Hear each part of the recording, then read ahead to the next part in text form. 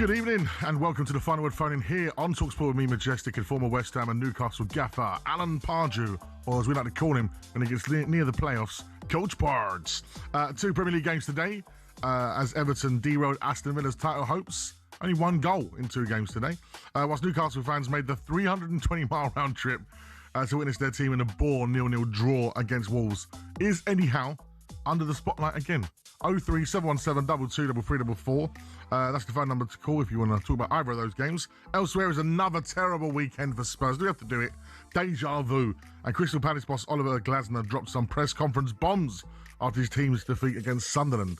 That feels like last weekend with Amram. This week's Glasner. They're all throwing the bombs in the press conference, and we will be getting stuck into all of that during the show. Remember, talkSPORT's now bigger than ever. We are live on YouTube and on Smart TV, our wonderful 17th floor studio here in London at the News UK building. And we are in HD, so come and join us and watch us rather than just listen. The number, though, for you and your say is 03717 223344. That's 03717 223344. It is your chance to have your say in all the weekend's action here on talkSPORT. Another weekend, another great weekend for Arsenal. Yeah. Even though they drew. Yeah, not the greatest of performances, but another point towards the title. 50 points, 22 games. Yeah. I mean, it just seems, a little bit of a shame that they're not really being pushed.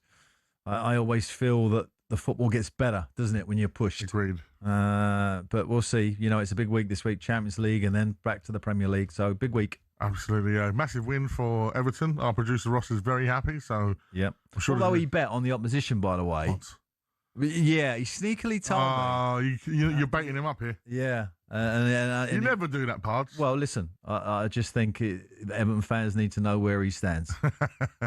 when you see him at the stadium, if he's a true Evertonian, just know what's going on behind closed doors. And I'm taking him to Fulham, Everton, right? Just over the Everton fans. He will be at the Fulham game. I look forward to that. You're going to have to wear a mask or some kind of disguise, Ross. But yeah, a 1-0 victory for David Moyes' team. I see Emery's face at the end. That face I know. I've had that face myself many times. Bizot. Yes, it definitely was the Bizot face.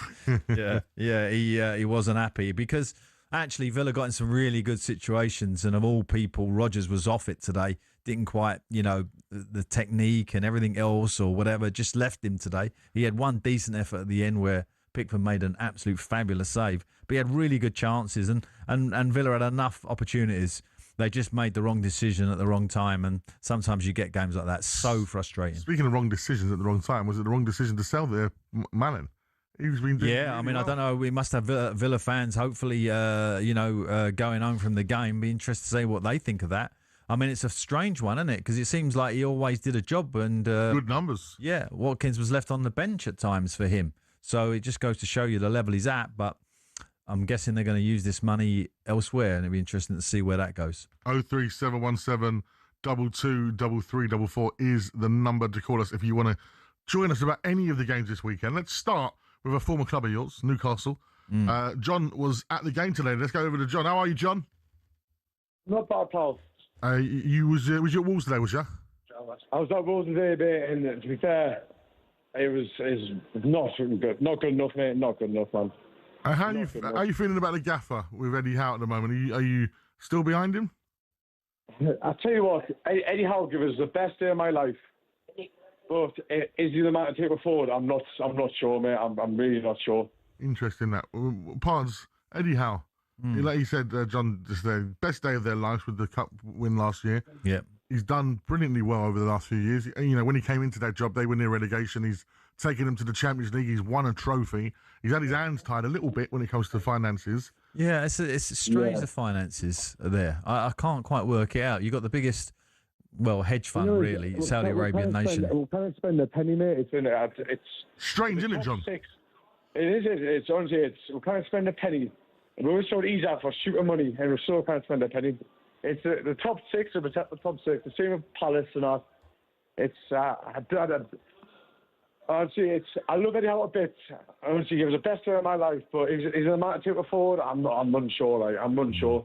Well, I would say this: if he become available, there'll be plenty of big clubs queuing up for him because he handles himself so well. He's done so well. His record is great.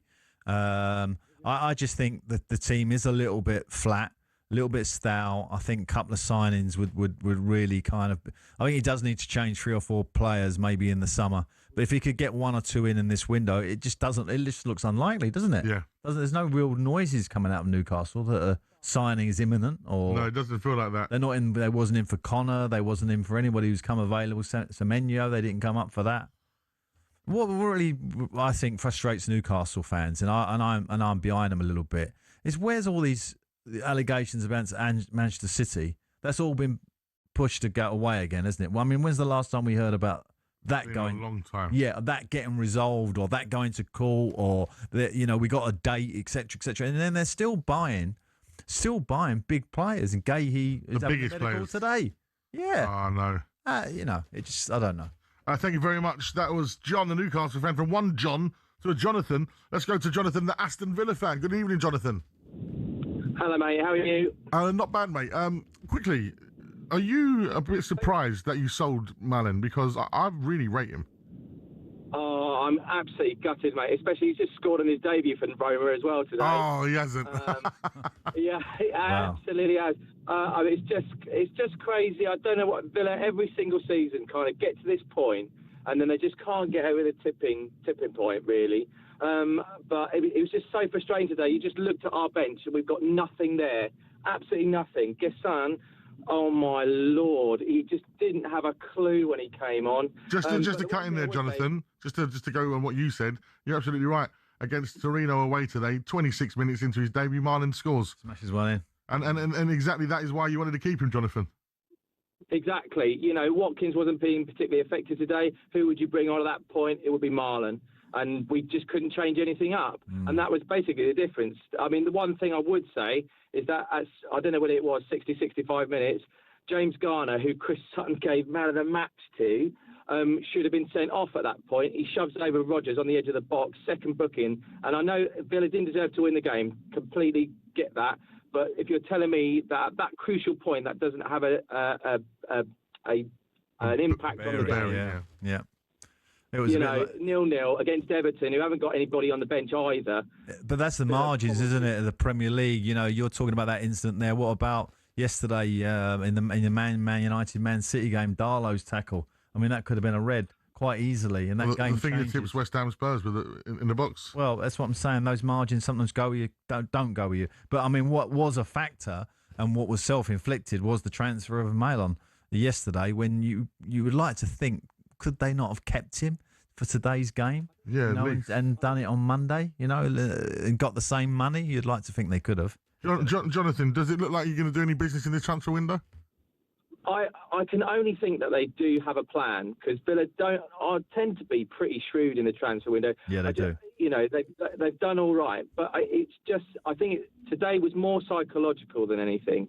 And I think players like Watkins and Tielemans and whatnot, and we lose McGinn in the first 20 minutes of the game. Yeah. But that's where Villa have got to show their mettle. And they didn't really. I mean, how many times did Rodgers sky it over the bar today? I thought it was going to be the next fly off for England. It's just very frustrating from Villa. It just seems we just need some reinforcements as quickly as possible. Yeah, brilliant call. Thank you very much, Jonathan. Right, get your calls into us. 03717 22 3344 is the number to call and discuss all of Sunday's games as Arsenal move a point closer to the title. Villa stumble in their title race and Newcastle's bore draw puts Eddie Howe back under pressure. Call us right now and we'll hear from you next on The Final Word here on talkSPORT.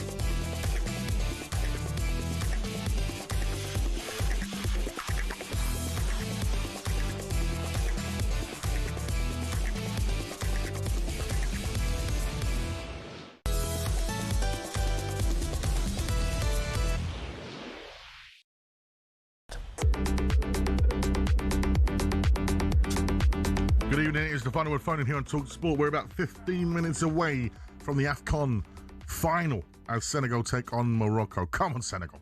It'd be nice to get a few phone calls about that. Yeah, it'd be great.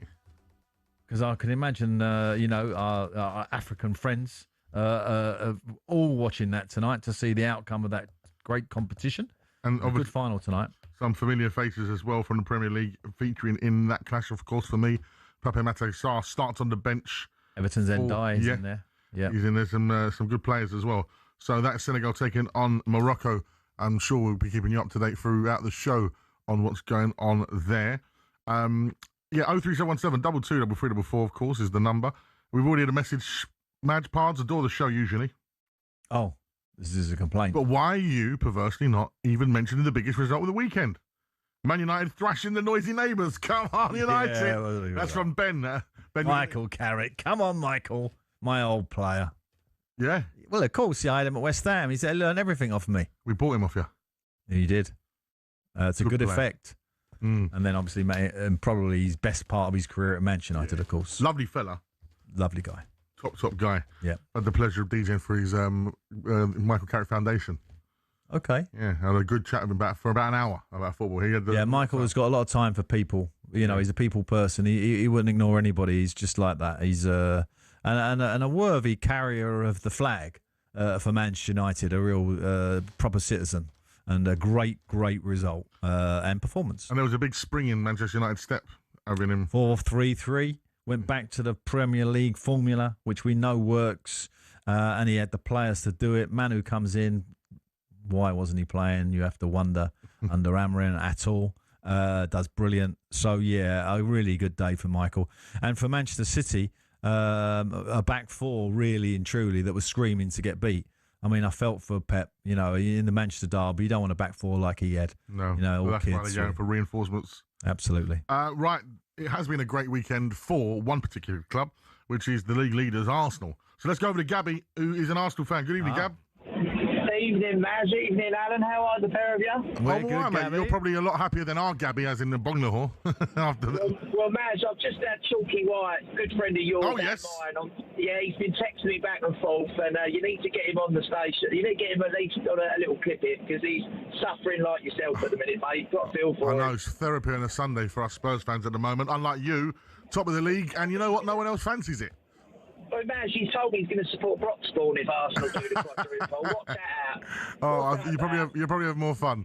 That's for sure at the moment. But listen, you went to Forest, difficult game, got nothing from there apart from the point, and that looks like now a point gained rather than points dropped. Do you know what, Maz? I said to the producer behind the scenes, I said, do you know what? Let's look at this a different way. I know Alan mentioned about it's not. What did you say, Al? I mean, I'm saying when people say it's not an exciting league, I actually think it's probably one of the most competitive leagues ever. Here's a stat for the pair of you. Out the last 50 games, there's been more draws than wins, and out of the last 3 rounds of weekends, the top 6 there's only been 5 wins, and the bottom 6 have had, I believe, 6 wins out of the last 3 rounds of weekends.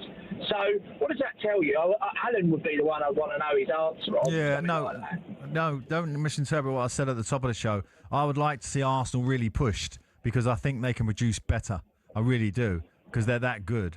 I mean, the goal difference, right? There's only 2 teams. I have this thing about the points total. It is, of course, it's everything, right? That's how you win the title. But the goal difference tells a bigger story. And your goal difference is 26, and Manchester City's is 24, and then the next team is 8. That just goes to show you the difference in the top 2 teams.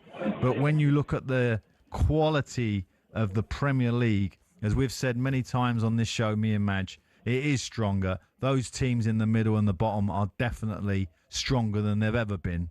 It's just that top echelon hasn't really moved the dial for me this year as yet. But there's still a lot of football to be played. I'd like to go down the line with it all and think that actually the money that's been spent as well, Alan and Maj, the money that's spent pre-season for people to be sat. Listen, it's not the most exciting. I'd argue that probably you've managed in some of the most exciting years, Alan, personally, and what have you. But I think definitely competitiveness. It's not the most exciting, admittedly. We're not getting the goals like we think we should. But have we been spoiled in the Premier League over its existence? Have we been overindulged? You know, are we expecting, I see it with the Arsenal fans, gents, that we're expected to turn up and roll everybody over, and I keep having to say to people, it's not going to happen like that. No. But we've only lost 2 games. Yes, so that's right. And you're top of the Champions League, which says its own story. The only thing, Gab, is the fact that, and again, Pards can come in here because he's the gaffer, is it feels like players are overcoached nowadays to the point of they don't have their own freedoms. Like, there must have been players that you had, Pards, that you knew, like, I'm not going to just tell him about the system. I'm going to tell him that you know what everyone's doing around you, but you've got a bit of a license to go and be a bit freer. I do think that the analytical side of the game has grown massively, and I do think it kind of impedes on flair. Yeah, it definitely does, because it's nice to hear from you. Yeah, no, because you can imagine the match reports now. They're so thorough, and every manager is like analysing the opposition to the 9th degree. We've got to be careful of this. We've got to be careful of that, and it does take away a little bit of freedom. But I think the best managers can get cut through that a little bit, and it comes to the fore, in games, in certain games. And I think that does happen more so in the second part of the season, second half of the season, when everybody knows each other. There's not so much information to be given. Yeah. You know what I mean? No, I appreciate that. At the start of the season, it's all new players. You're not quite sure how they're setting up. The managers are changing left, right and centre. The second half of the season, okay, a couple of managers might go, but it's very much the same team. But so it's easier. I always reference Gaza, right? Paul Gascoigne, because I think in this era, this day and age of the stats and all that kind of stuff, I reckon there'd be a lot of managers that probably wouldn't fancy him. Like, they would go, because, or they'd try and coach the stuff that we used to love from him out of his game. But, you look at the managers that he had, Terry Venables, Bobby Robson. Yeah, etc. These man managers, as they was always called, right? They always was able to get a tune out of him because they kind of accepted the other side of him and just said, you go out there and express yourself. Yeah, Do we see that nowadays? I don't think we're anywhere near kind of driving someone like Paul Gascoigne away from his game. I don't think that's the case. I just genuinely think that sometimes the structure is just a little bit too intense. Yes. We're going to talk about Spurs later. Oh. What I said to you about the way Thomas Frank gets that team back into their shape so quickly that actually it takes away a little bit of the sort of jeopardy of the game. It's almost like we've come back, we're shaped up, it's all discipline, we're good. Yeah, but hold on, you need, it's particularly at home, you need to like open the pitch up and let people free up a little bit. Yeah, and I think he's struggling with that a little bit personally. Good show as always, gents. Arsenal can't believe their luck, or is it that this is a poor Premiership this season? Is fatigue playing a part, or is it that the league is not that great? That's from Mick. I just think Man City are still trying to find this. Remember, they're in a transition, really, aren't they? They're trying to change 3 or 4, 5 players, 5 positions in their team. I don't think they're quite now down. And yesterday they had injury issues, and without taking anything away from a rejuvenated Man United, they weren't at their best. And Arsenal that was okay yesterday. But, I mean, it is a very, very difficult time of the year, January. So let's not judge them in this month because we've had the Christmas period. They've had so many games. These players really are running on empty, some of them. So, we're coming into another Champions League week. And then hopefully when we get to February and the international break comes, I think it's February, maybe March, where they get a little rest and we will see a better product. Ben, the Tranmere fans, got in touch, Pards. He said, yes, my beloved Tranmere lost 3-1 yesterday. Oh. Yes, it's January and we're all skint. And yes, my date ghosted me yesterday. Oh, no. But Sundays with Majestic and Pards makes everything all right. That's nice. Oh, that's nice. Well, I don't actually know what that ghost means. What does that word mean? Like they kind of... They're coming to see you and then they go, no, they just disappear. Yeah, it's like a ghost. They're not there. Okay. Or like, for example, the term ghosted is like, me and you go for dinner. We have a lovely dinner together and you're like, Madge, I'll message you in the week. Oh, and nothing. Oh yeah. You've gone to Dubs for some golf. I've had a few owners do that to me. That's not good. All right, let's go to an Everton fan, because Everton, of course, beat Villa at Villa Park. You don't often get victories at Go on, Villa the Park. Toffees. Let's go to Paddy. Hello, Paddy. Oh, hiya, lads. Thanks for having me on. Thank you for joining us. I'm actually buzzing for once on a Sunday afternoon. It's such a refreshing change. Yeah. Oh, isn't it a nice feeling? You forget what that feeling is like sometimes, don't you? Oh, I have done the last few weeks, lads, and I've got a couple of points. I mean, Everton, we seem to be such a better team without the ball, if you know what I mean, Yes. and be a counter-attacking team.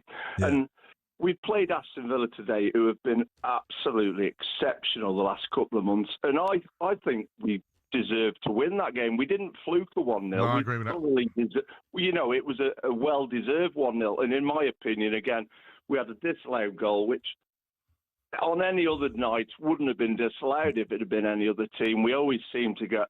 I got to be honest. I thought that was a goal. That he had no interfere. It wasn't. He was offside position, but he didn't interfere with the goal at all. Oh, Ridiculous we've had decision. so many of them this season, and I just thought it was a real top professional performance from the lads. And my other point, I've got a couple of points. My other point, when you look at our bench, we're so lacking at the moment.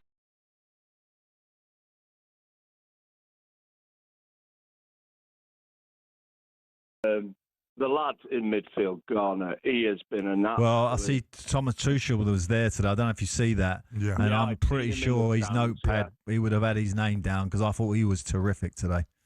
He just literally covers every blade of grass, but he is so calm on the ball. Quality players seem to make time on the ball, and no player got near him. He was head and shoulders above everyone, I thought, tonight. Yeah. Absolutely. And Yeah. listen, Paddy, just look at it now. You're only 4 points behind Liverpool, right? And you've got a decent fixture list coming up with sort of very competitive games. Yeah. I agree, lad. I agree. But then we get them easier games, like when I went to Wolves the other week at home and we go and draw 1-1. We tend to be better against the top teams where we sit back. But when we play, with all due respect, the lesser teams, and we're expected to go at them, Yeah, when you're then meant to boss the we're not game. quite Yeah. as good. Yeah. Well, Listen, Paddy, let's be honest. Even in David Moyes' tenure beforehand, you must have seen so many of these victories over the years of this type of performance where you don't get nothing out of the back four. The keeper plays terrific. The midfield run their legs off, and you get a couple of goals on the counter, albeit today just the one. I mean, David Moyes is the absolute grand master of that setup. As an ex-Premier manager, I'm so happy to put this point across to all Evertonians, because there's been murmurings when I've been at the Old Dickinson this season. Get rid of... Let that tonight be nobody should be saying get rid of Moyes. He is now the most experienced Premier League manager in the league. Correct. And anyone that's saying get rid of Moyes is a fool, because nobody knows better than David Moyes. And if he gets the backing from these new owners, I think we're only 4 or 5 quality players away from challenging top 4. Do you know, an owner said to me once, Alan, every manager I've ever had said we're 3 quality players away from a good side. Brilliant. Very, very good call, Paddy. Thank you very much. A very happy Evertonian on Sunday night, just like our producer Ross. But West Ham fans will tell you that, well, maybe David Moyes ain't so bad now. It's funny when people go. The AFCON final between Morocco and Senegal is quickly getting underway right now. Look at the sights, by the way. Brilliant, amazing, isn't it? The colours. We'll be keeping you updated with all the action throughout the game. Keep your calls coming into us about all of Sunday's games. And we're going to talk about Saturday as well. Yes, we are going to speak about Spurs. 03717 223344, as I am contractually and legally bounded to talk about Tottenham on Sunday night. It's not my choice. It is in your contract. You've had to do 20 minutes of Spurs. That's all to come here on The Final Word on talkSPORT.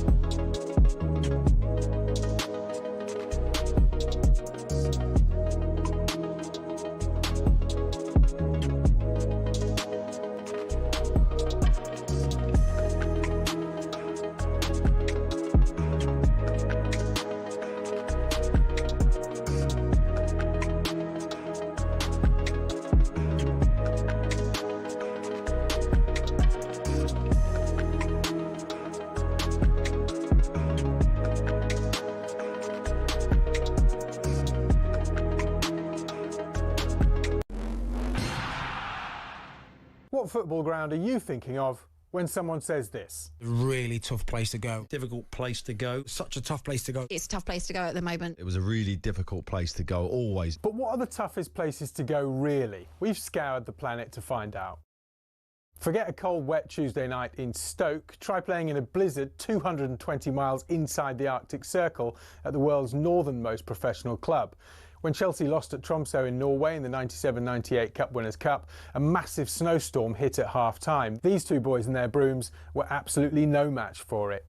We're staying in Scandinavia for Scotland's toughest away day on a windswept cliff in the Faroe Islands. In Euro 2000 qualifying, Craig Brown's men were taken to fishing village Toftir. Kevin Gallagher called the pitch a cowfield and the wind like Pitodry on a bad day. The Faroe Islands part-timers equalised in stoppage time, leading to these absolute scenes, and still one of Scotland's most embarrassing results. Daft little ground, silly game. But away trips don't come any tougher than a lung-busting schlep up the Andes to face Bolivia in La Paz. But now the Bolivians have taken home advantage to another level. The country's highest city, El Alto, 4,100 metres above sea level. Grass doesn't even grow up here. Bolivia have not lost here yet. The longest unbeaten run in any professional league ever belongs to Red Star Belgrade, or Crvena Zvezda if you must. They've gone 7 years without defeat at the Rajko Mitic in Serbia's Superliga. Their fans are pretty intimidating as well, but they're not as loud as this mob. Galatasaray's Ali Sami Yen Stadium's officially the loudest in world football. In a derby with Fenerbahce, Galatasaray fans set a Guinness World Record of 131 decibels. That's louder than Motorhead, and pretty tough to carry out your manager's instructions when you can't even hear them. However, our most intimidating away day is in Wales, where cameras can't enter and players can't leave. HMP Prescoed. This prison team was briefly kicked out the Gwent League over concerns about young opposition having to go in there. Now that's a tough place to go. Early June 1939, Germany, always a tough place to go to.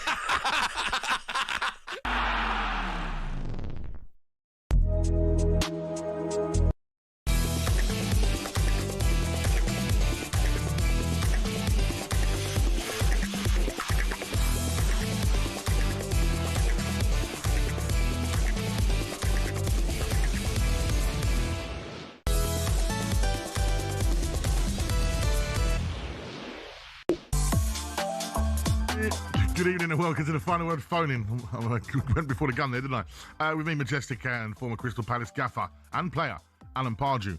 And yes, Eagles fans, we're going to be talking about your club very soon after a very painful few days.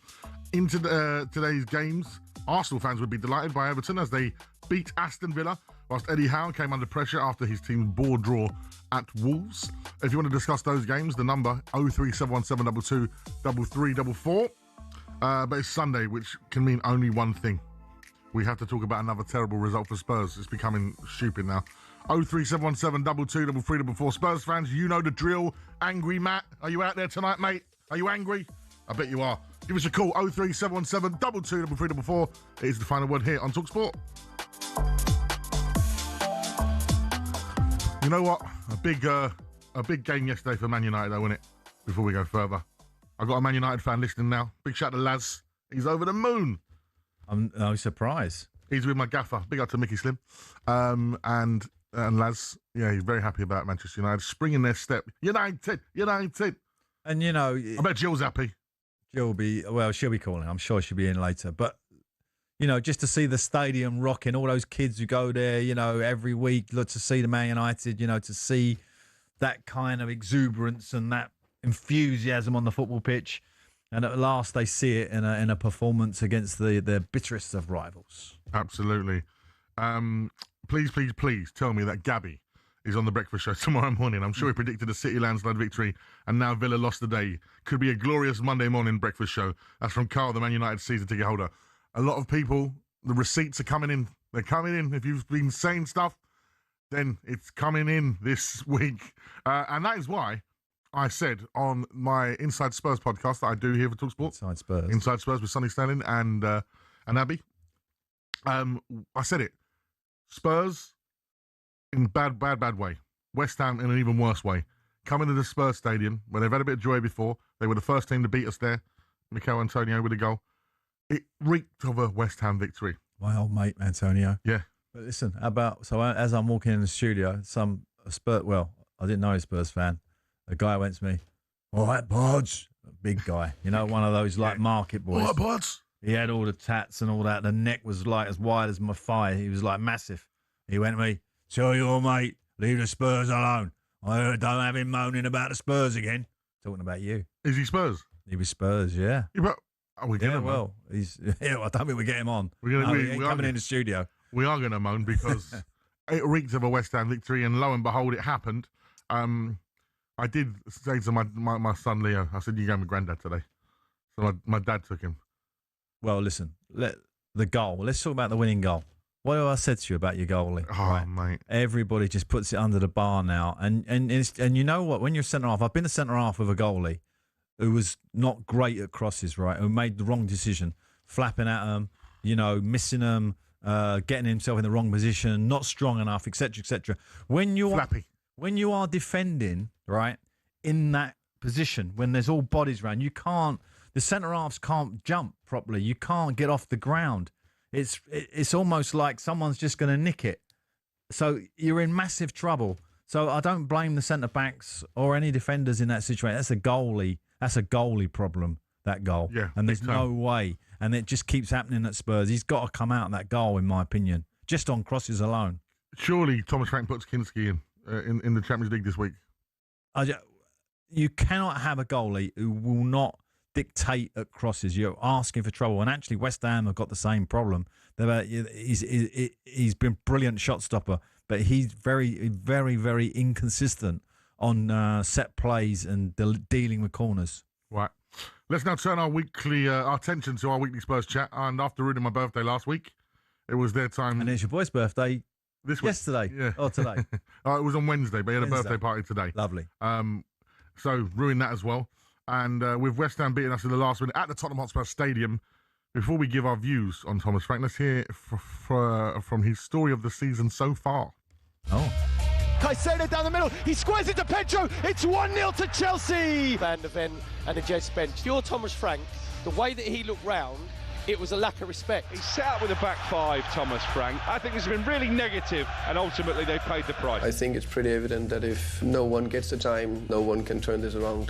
This is not a quick fix. Bournemouth 3, Tottenham 2. Van der Ven comes over and he's calling a fan out for a fight. And it's yet more home disappointment for Thomas Frank and Spurs. He didn't quite understand the size of the job. With a fan base, with a stadium they've got, it needs to be better. This is astonishing. It's Tottenham 1, West Ham 2. The chant around the stadium a few moments ago, sacked in the morning. Can you tell me if they're a pressing team? Can you tell me if they're a counter-attacking team? Are they difficult to break down? They're none of those. There's a lot of things and changes going in the right direction. We're in transitional season with a super tanker. We're turning around. A super tanker that is turning around. Well, turning around to 14th in the Premier League, behind Crystal Palace, Brighton, Fulham, Everton, Sunderland, Newcastle, behind his former club Brentford, who's sitting 7th, 6 points ahead of the supposed super tanker. Pards, you have a level-headed about these things. You are a manager. That is your title. You are the gaffer. You've done it. You've been at the big stage of the Premier League. You've done that moment of moving to a bigger club and how difficult it can be. What do you make of Thomas Frank and Spurs, and is he the right man to move Tottenham Hotspur forward?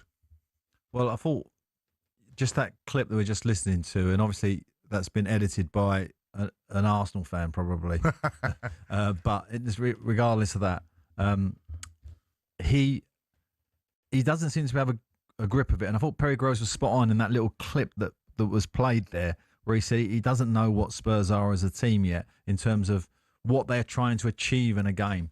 And sometimes you can tactically try and achieve different things. But Thomas Frank really, for me, is far too cautious with this squad. I think he's very conservative the way he sets it up. And particularly at home, and you hear me say this, and it's obviously a cliche throughout the years of all management, you have to win your home games. If you don't win your home games, the fans will turn on you. And unfortunately, that defeat yesterday might have pushed a few Spurs fans too far. Yep. Do you know what I mean? And that will create its own issues now. That will just be, it will just kind of accelerate. It'll be like a nuclear reactor sort of melting down. It'll just keep continuing unless of course he can turn it around quickly and get some big wins. You've signed a big player this week, a lot of money for Conor Gallagher. Mm-hmm. What's your view of that, by the way? Let me just get that from you. You know what? It, for me, feels like they've signed Pochettino's captain from Chelsea and they're waiting for Poch to come home. Mm. Is it a future move? Is it a move that Thomas Frank was, in favour of, or is it a club signing? Because that's the difference now, isn't it? There's manager signings and there's club signings. Well, there's signings that a manager's not going to turn down. Yes. Right, but not necessarily might have been the choice he would have made for. How much did you pay? 35 mil? Yeah, about 35. But, with add-ons, it's going to be about 37, 38 million. When you put in the agent's cost, it's a £40 million deal, right? Mm-hmm. So you got a £40 million deal for this kid. I mean, he's done well at Atletico. He's not been a regular. He's been in and out at times. He's a top energy player. He was brilliant at Palace. I think I'm not so sure that's the answer. They've definitely got to do something at the top of the pitch, haven't you? I know you got injuries at the top, but you still need to do. You need a big player up there. You need a Son. You need a Kane. You need a Berbatov. You need a figurehead. You need a superstar. That's what I think that team needs. But if you look at it, we spent X amount of money on Xavi Simons, right?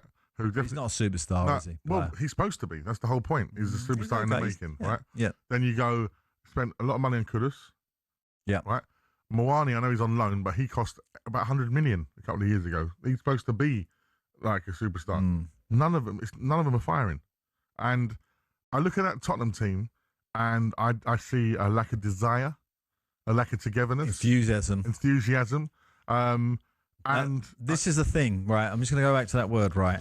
Because the difference in the Man United performance with Michael Carrick and Amorim was enthusiasm, yes. Right? Forget about how he set the team up and everything else. It was players running at extra mile, extra yards, quicker than they did for Amorim, right? That's through a change of management. That's through okay, I'm now released. I can go and play. This is a better setup for me. I need to do that. So, and I think you're right with Spurs. I think we're at a situation where I don't know. A few of the players may be thinking, I'm not sure. I personally feel that moment Van der Ven and Spence still go back. I go to that point there, and that says to me that he doesn't have that dressing room on board. And then Van der Ven's interview comes out afterwards about with Ange. Yeah. They won a trophy with their. Yeah, character. I thought that was a bit strong for Ange. Yeah. Like when you've got Thomas Frank there, I would have been disappointed if I was Thomas Frank with that interview. Yeah. Do you know what I mean? It was a little bit too like the old gaffer rather than the new gaffer. The problem is for Thomas Frank. I like Thomas Frank, by the way. I do like him. I think most Spurs fans like Thomas Frank. Like, for example. But I'm going to tell you something why I think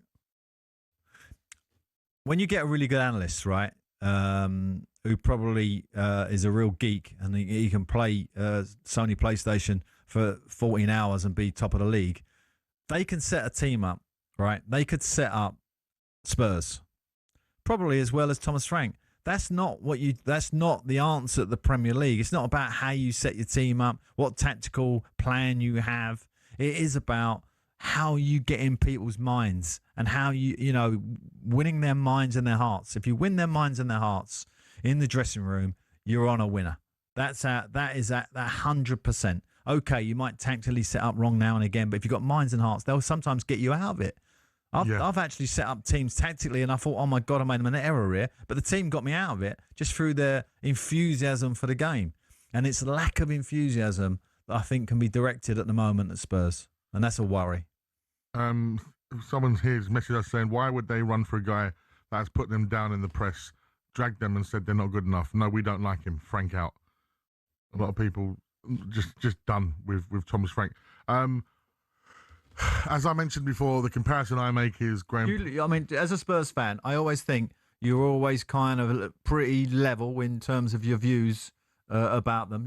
Obviously you get emotional a little bit, but it's not like you're not kind of anti. No. You want the team to be successful. Yes. You want Thomas Frank to be a success. I would love Thomas Frank to be a success. Yeah, of course. So, and I think that's where, at the moment, Spurs fans are struggling to see it, aren't they? Or feel it. I think what's really difficult for Spurs fans, and I feel for Thomas Frank on this, is we have run out of patience of what's gone on over the last 25 plus years. Yeah, right? so he's getting a little bit of what happened with Ange last year as well. Yeah, I know you won the cup. And just for example, you know, in the summer, the Eze debacle, the Morgan Gibbs White thing. It's just it's so. Sometimes we do things as a club that's so embarrassing, and when you're trying to stick up for your club, and again, because I support Spurs and I'm on here. But if you go back to Eze, you know, he's only played about 30 minutes the last sort of 8 games. Because that was always going to happen because they've got a big squad, you know. And for us, he would have been a huge man. But he's an Arsenal fan, so fair play to him. But going back to what I was saying is, there's so many examples over the years, and some of them are true, some of them are not. You know, talk about when we offered, I think, 4 million and Josh Odomer for Jack Grealish from when Villa were there. And, you know, all these little things, it's just always, it's got to be a little something in the deal. It's like when we went for Eze, we give you 45 million, and if we get Champions League football, we'll give you another 5. It's never, I'm going to give you 65, 70 million, let's go. You know, Semenyo, in actual fact, I think we actually offered big wages and a decent deal. I was told that you was really right up there financially on that deal. But in that instance, again, too late, too slow. We allow the big boys to come in, and we're not going to compete with them. Right now, we are not in the mixer with Arsenal, Liverpool. You mean in the mind of the player? Absolutely. Whereas 5-6 years ago, we was. And we have, the irony is, Pochettino said it when we were doing well, and this is when you know somebody knows their stuff. You don't rebuild when you're at the bottom. You rebuild while you're doing good. You know, and we see it with Liverpool. And, you know, they're not at the races yet, but they've already been rebuilding and they've got the building blocks to go forward. Pochettino said it when we moved into the new stadium. There's no point in having a nice house and no furniture. Well, you know, that's not just at Spurs, by the way, because obviously we're going to come on to Crystal Palace later, who won the FA Cup and the Charity Shield and still had the window open. And now the manager has obviously thrown his toys out the pram because he feels exactly the same. Yeah. And when I finished 5th in the Premier League with Newcastle, I was of the same feeling to Mike, who was the owner of Newcastle at the time. We need a couple of players. It ain't going to just roll on. Yeah. And you think we can build on this. We can build on this. The momentum's there. So, you know, just to bring it back to Thomas Frank and round off the conversation, I think there's been so many little things that have happened, and they're not all his fault necessarily. No. It's not his fault that he was handling I think he's inheriting some bad feeling in that stadium. Absolutely. I mean, you know, when I went there, it wasn't like, I didn't feel like the stadium was necessarily like expecting to win. No, we're not united. Sometimes, you know, like sometimes you go to great games, grounds, and you know, like the stadium thinks they're going to win. Absolutely. Regardless. And the thing is as well, you look at things like Van der Ven the other week and Palini, etc., over with the fans having a bit of a. Poro keeps doing it to the point I've just seen a little someone on X here going, can somebody have a word with Poro? Because apparently, I didn't see it, but this is what I'm reading on X. Poro, when we equalised yesterday, he put a great cross in, right? He's cupped his ear to the home fans to say, like, you know, when that starts happening, it's division everywhere. So Spurs really need something to unite the club again. And I think the only person that can do that is Pochettino. And when I speak to Spurs, back to Poch, after his USA World Cup campaign, he's coming back. I just think that's, you know, as Spurs fans, all we ask is from the managers or the people that are in charge of the club to be in love with the club the way that we are. It doesn't often work. It doesn't really to go back. Although Everton today beat Aston Villa at Villa Park with who? David Moyes. 03 717 22 3 4.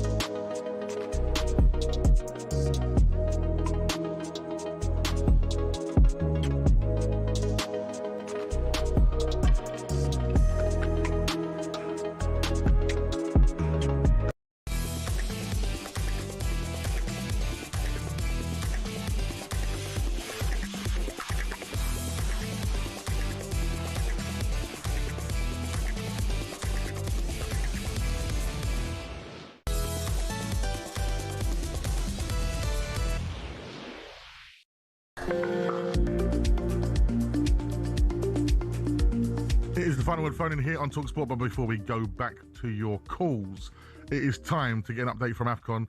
It is the final of the African Cup of Nations, and it's just kicked off with host Morocco taking on Senegal. So let's get all the latest from talkSPORT's John Dunn. Senegal 0, Morocco 0. Really nervy start to the final from both teams. Senegal have maybe just settled the better of the two, which is credit to them inside a hostile 70,000 people here in the Prince Moulay Abdallah Stadium in Rabat in Morocco. The hosts hosting this one, looking to win their first final in 50 years. But Senegal have had the best chance of the game. Came after 10 minutes. Corner from the left-hand side, wickedly curled in, and Pape Gueye on the right post thought he'd scored the opener, but Yassine Bouna, the goalkeeper, managed to get across to make a really good save. Bouna, who made 2 penalty saves in the semi-final to get Morocco to this stage. The hosts have had a couple of chances. Ismail Sabari worked himself into a good position just inside the area, but flashed that one wide. And we've got Abdeye Azaloui. He's dazzling on the left-hand side. Looks like he will be the outlet for Morocco. Couple of dangerous balls in, but Senegal have been dealing with that. Even so far, 26 minutes gone. Senegal 0, Morocco 0. Thank you very much, John. We'll keep you updated during the show. We've had so many messages coming in, Pods, on 03717223344. This is from Tony, passionate Spurs fan. Says, trouble is, Majestic, you're a very good presenter. Very kind of him. And we Tottenham fans have no problem with you moaning about the club when we deserve it. And yes, that's been for 2 seasons now. But what we won't have is you still moaning and slating us when we've won a cup, especially in front of those Chelsea and Arsenal clowns you have working there. That's from Tony. Tony, I am a season ticket holder who pays money to watch that team. Pays your money. Very expensive season tickets, by the way. Right? Yeah, most expensive in the league, aren't they? Yeah, and I'm in the prawn sandwich brigade, right? Yeah. So, and even though Matt used to say that Daniel Levy pays my tickets, right? I love Tottenham Hotspur as much as you do, Tony. And the night we won in Bilbao was a moment that I cherished, and it was amazing. But the thing is, with all of these things, is, as you said, when you finish 5th with Newcastle, it's momentum. You've got to build on it, right? And if you don't build on it, you will get left behind. And we are seeing us. I think one of the things they did try to do in terms of building on winning that was to bring Thomas Frank in, wasn't it? Yeah. To be honest. Absolutely. You got rid of Ange, you've had to pay him up, his contract, and then invested in a manager who was doing very, very well at Brentford. He just can't seem to get to grips with this squad at the moment. I mean, the fact that he's saying it's like, you know, a super tanker that he needs to turn around, I get that a little bit. But that form at home is gonna lose him his job unless he can correct it. You go to Burnley next week. I mean, that's a test, isn't it? Absolutely. Yeah, it's a test and a half, because, you know, they're feeling good after a great result they've got this weekend. Yeah. But it's always difficult to go there. Listen, Tony, I urge you to give us a call, mate. 03717 223344. I'd love to talk to you on air about that, because you're obviously a passionate Spurs fan, as am I, and discuss about what you feel is the way forward, because that's all I'm looking for is solutions. When there's a problem, I want a solution. And at the moment, there is a massive problem at Tottenham Hotspur, and we won't talk about... Let's be honest, you know, I'm going to go back to being Thomas Frank, right? So if I'm Thomas Frank tonight in my house, I might be thinking that phone's going to ring. He knows. Like Wayne Rooney was saying it on the match of day last night. That is a fact. I mean, he's only a young manager. Wayne Rooney, you know, hasn't really cut his teeth as yet. You know, I'm sure he'll go back in the game at some point. But, you know, there's many times as a manager, I've had those defeats where I'm thinking, you know, I can see why they might do it. And I think Thomas Frank probably is there today. He'll be there tomorrow. He oversaw training today. Yeah. I'm sure he did. But I'm saying it tonight and tomorrow, it'll still be a little bit, okay. Am I going to get the call? Absolutely. Yeah, Tony, give us a call. 03717 223344. That's why I love this show, because you can have your say to the nation. Remember, this is all your say. It's all opinions. That's why we're here on a Sunday night. It's talkSPORT. Imagine Pods.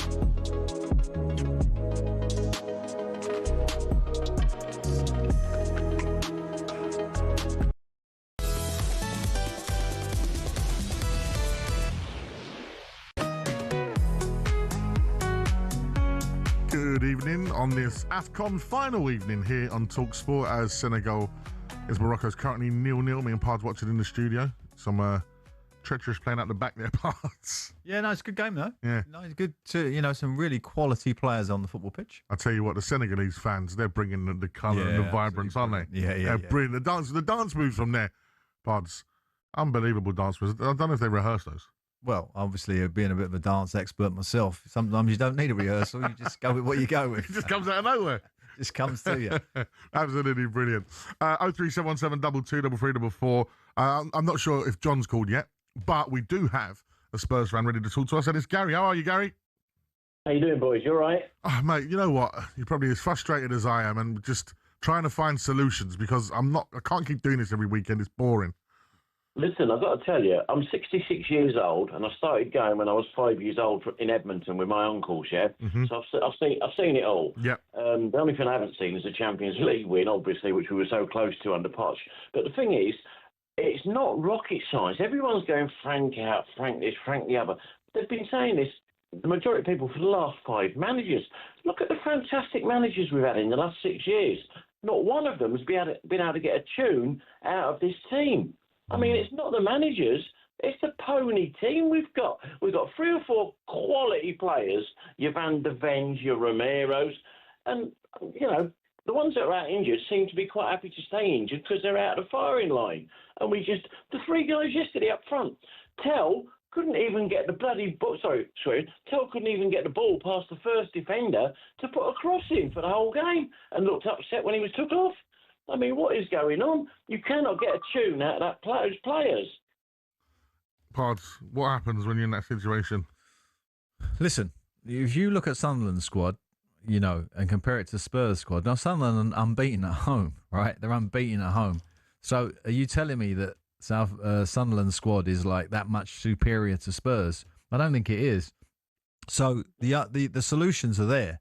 The manager at the moment needs to find the solutions. That's what he needs to find. He needs to find a team that's going to win. Speaking of Sunderland, Broby's goal was quality yesterday, wasn't it? Sorry? Yeah, absolutely. I like him, man. Yeah. But, look at Man United yesterday. Michael Carrick doesn't play the striker. He got 2 goals in the week, leaves him on the bench because he thinks like he needs that extra midfield player in there to give him, to boss the game and bring enthusiasm to the game. Those are the decisions that make the difference. And I think Gary's right. You've had some great managers there, and I do think that the as I said to you, some of the windows have been poor, really poor, and therefore this Tottenham squad should be, for the money spent, way better than it is. There is no doubt about that. We've actually spent more than Arsenal in the last, I think, since Arteta was there. Net spend anyway. Yeah, it's just. You know what? You go back to that game against Southampton where we were 3-1 up, and we drew 3-3. James Ward-Prowse scoring a penalty, dubious penalty, but at the end of the day, we drew 3-3. And Conte in that press conference, it is the history of the Tottenham, right? Yeah. And it's just all about these players don't want to play under pressure. These players don't want to, but it's a different set of players. Yeah, that's right. So if it's a different set of players, then surely it's a mentality thing of the club more than anything. Yeah, but one of the reasons, listen, the managers are the managers, okay? As I say, you've got to be able to control that dressing room. You've got to be able to inspire in that dressing room. You've got to be able to win hearts and minds. That's the crux of being the manager.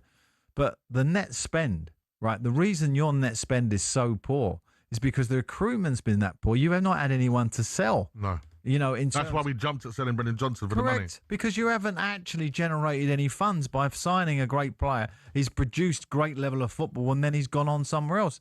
And the only one you have, in terms of Harry Kane, ran out of contract. And you can get a fee. Well, what was it? What was the fee? I can't remember. Was it a fixed fee in the end? It was 80. Yeah, 80. Yeah, which was cheap. Yeah, for what he's done. Yeah, absolutely. I think it's a number of issues going forward there that they need to resolve. But look at the home games. We were just looking at them, weren't we? Obviously, what we've got to come, right? Just talking about the Premier League home games that he's got, right? Because I think that is really significant, Madge. Obviously you've got Champions League games, you've got away games, but these next 3 home games. Home games, we got Sunday the 1st of February. We host Manchester City.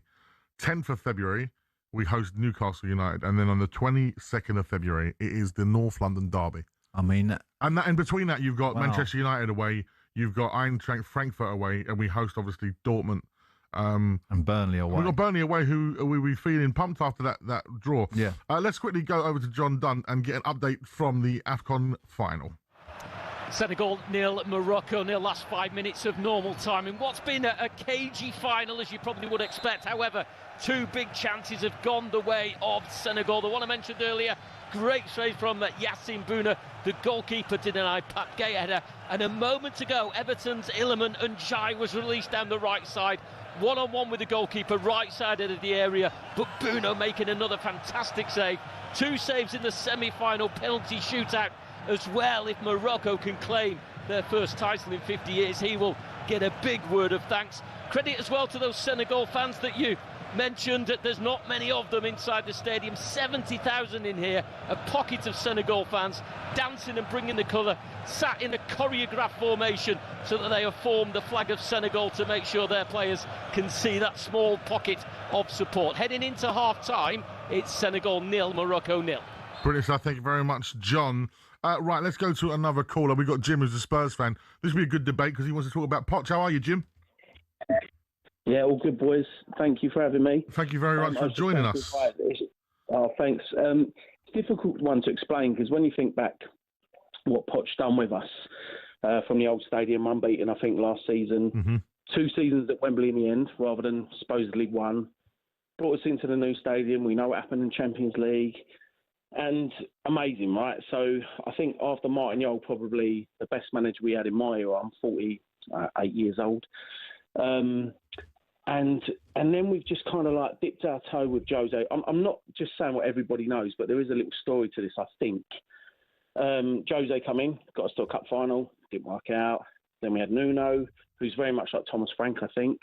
Just got that kind of, I don't know, there's no like pump in your chest, no sort of passion, no desire.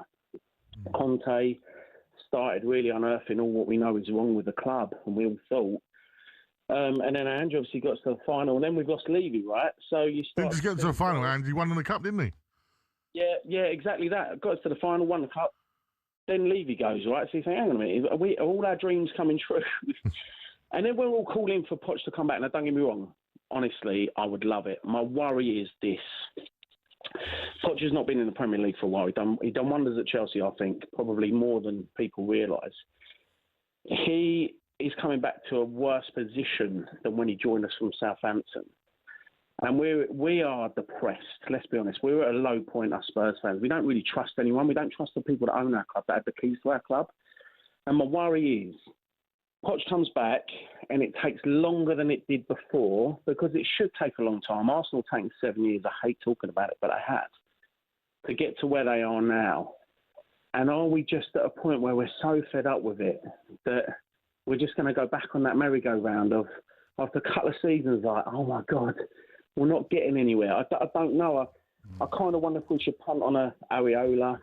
Yeah, but like but Jim, isn't that what we did with Thomas Frank? Like, because obviously we're going to talk about Crystal Palace as well during the show. Oliver Glasner's come out and said some very big things in his press conferences over the last couple of days. So you could be looking at that thinking, oh, let's get Glasner in. Or, like you said, Areola. Areola without Simeone. Semenyo, sorry. Truthful. Sorry. Go on, Jim. No, but his style of football, Thomas Frank's style of football was never suited to Tottenham. Never, ever. Safe bet, really passive, nice. 8th, 9th, and overachieving massively at Brentford. But I don't think his style of football is what I think we were going for a safe bet with him. And with all due respect, he's a professional, he's excellent, but he's not got that flair that we desire as fans. We'd rather lose 4-3 and clap them off. But Jim, so this brings me nicely onto the Poch thing, right? Because I'm with you. Like, the trust that we have in anyone is so low right now, yeah? And we have tried every appointment from the sort of Hall of Famers, so to speak, of Conte's and Mourinho's. They're Hall of Famers. They are Hall of Famers. They are Hall of Famers. They are considered the best managers. They've won the Premier League. When you've won the Premier League, you are top tier. We've had them, right? And our fans were like, apart from that sort of end to the season when we came top 4 with Conte, he done a great job. Kulu, Kane and Son were unbelievable together, weren't they? We went to like Villa and beat them 4-0 and stuff like that. We saw some great football. And then it was all, the football's boring. And then Conte also had a really bad year personally with a lot of death around him, unfortunately. And then he started calling out the club. Then we've had the project managers in Nuno and Thomas Frank and even Ans to some degree. And we don't wait. The problem is it's either Conte or Jose who are too good for the club in terms of, I always felt with Conte, like, we've got like a girlfriend, a really good looking girlfriend who keeps telling us that, oh yeah, I'm a lot better looking than you and I could get anyone, And so you're kind of like, yes, no problem. And then you go the other way, Thomas Frank Spurs fans are like, we're too good for Thomas Frank.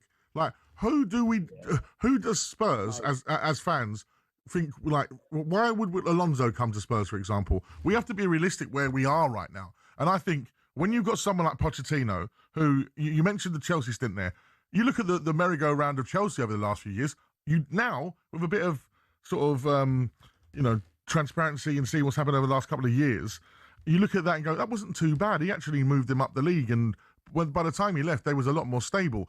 I think with the Poch situation, as long as he's floating around, it's almost like it's an itch that needs to be scratched by both parties, get it done, and then just see where we are. Because at the moment, like you said, I think who comes in? Like, Spurs fans, like, who's good enough? And then managers think they're too good for us. It's a weird situation, Pods. Yeah, no, but you're not the only club in that situation. Look at Man United, Albert. I've just lost track of how many names got thrown in to take that job. Michael could take to the end of the year, but then after he goes, we need this, we need that, we need this. At the end of the day, I can see how passionate you are personally about Poch. And I know a lot of Spurs fans are very, very positive about him. He's got a very, very difficult summer coming up, I think, because that USA team, for me, is nowhere near good enough. No. Obviously, they're the home nation. There's going to be a lot of pressure. Can you imagine Trump, what he's going to be like if they don't win? He'd be all over them. The Pochettino is very bad. He's got to go. He's so bad, he's got to go to the Tottenham. He can go to the Tottenham today. Actually, he might fund it. He might actually fund it himself to get rid of him. He might manage it. That's exactly where it would go. Listen, just to round up that conversation about Pochettino, it's as simple as this. As a football fan who... Well, you still have an incumbent. You still have Thomas Frank, which, let's just... We still got Thomas Frank. Let's just talk about him. I'm not in love with him. No, I can tell you're not. I can tell you are. I don't know if his agents weighed you in here or something tonight, but I just quickly here, we got a great message. They've not left their name, but thank you. Thomas Frank, between Spurs and Brentford, has only won 4 home league games since December 2024. Oh, now that is a damning stats. 03717 223344. Poch, I love you.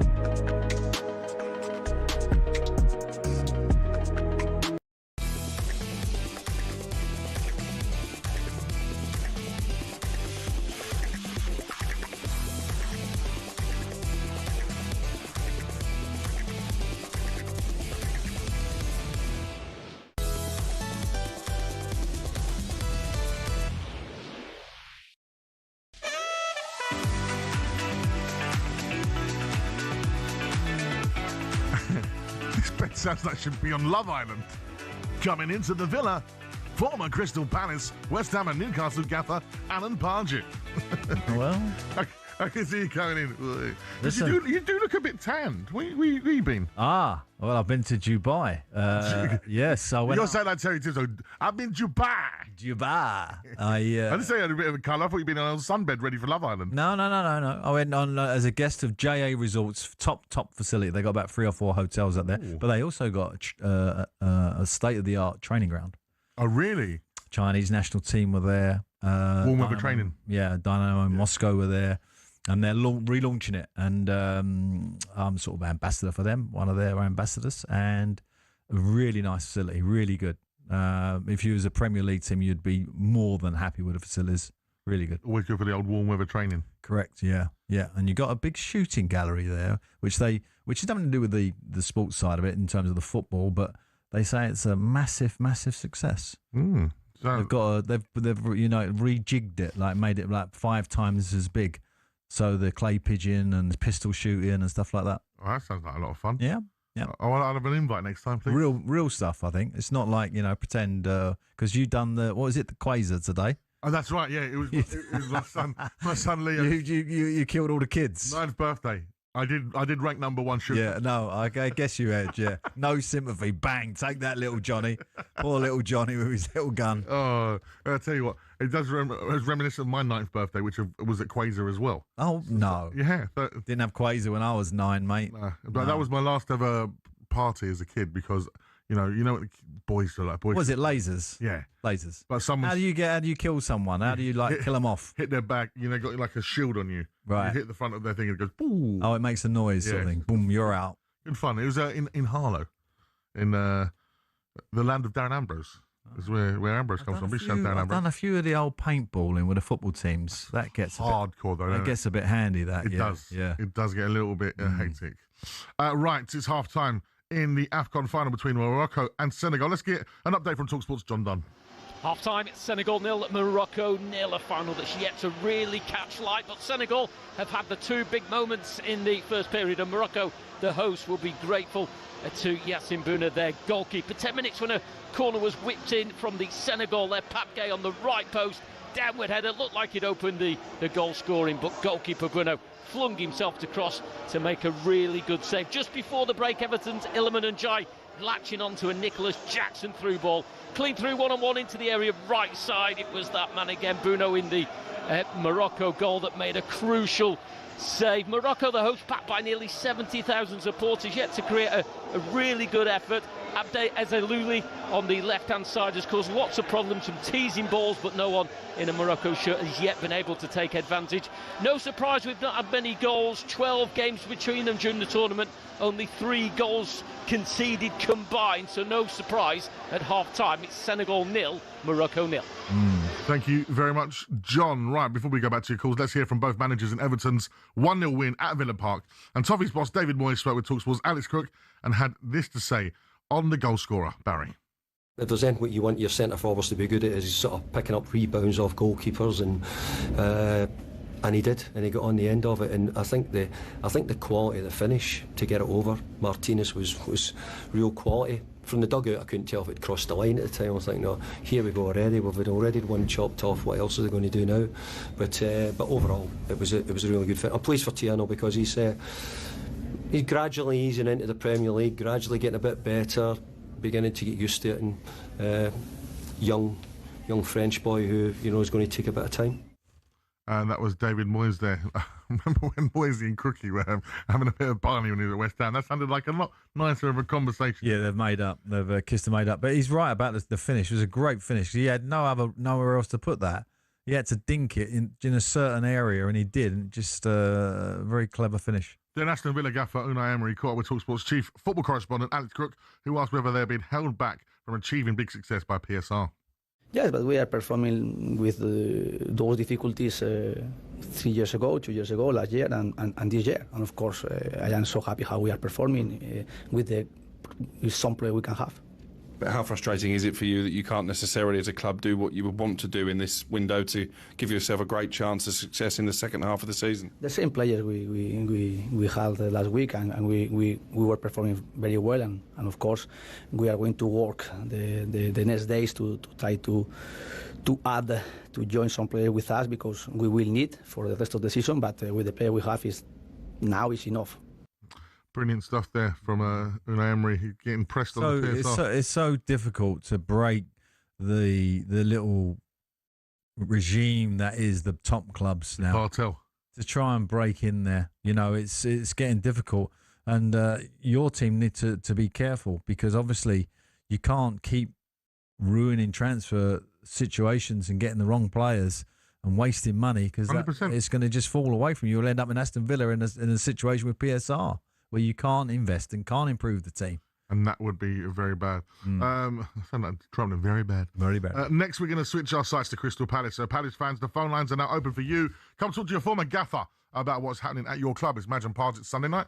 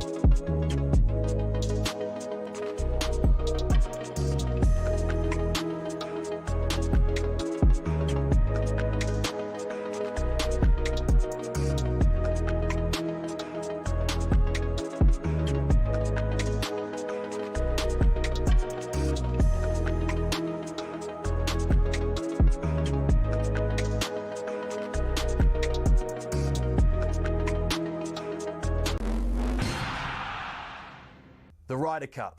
Unique, euphoric, unanimously loved. Here's the history and some of the key numbers behind the contest that grips the world of golf and beyond like no other.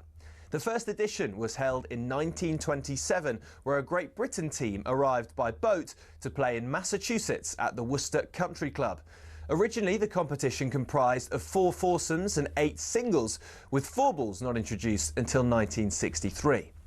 In the first 22 editions, when it was just Brits and Irish against the US, America only lost 3. So, in 1979, in came the rest of Europe, including the future 5-time Ryder Cup winner, Sevi Ballesteros. Since Team Europe was established, the head-to-head reads Europe 13, USA 9. Home advantage is a big deal. Europe's last away win was the miracle at Medina in 2012, and America hasn't won on European soil since '93 at the Belfry. It's accepted that both teams tailor their home courses to suit their own players. For example, in Paris in 2018, Thomas Bjorn asked for the rough to be kept extra long beyond the green to target the big booming American drives. 10 years earlier, Paul Azinger did the opposite and the Valhalla rough was trimmed right down. On both occasions, the home side were resounding winners. So what about the money?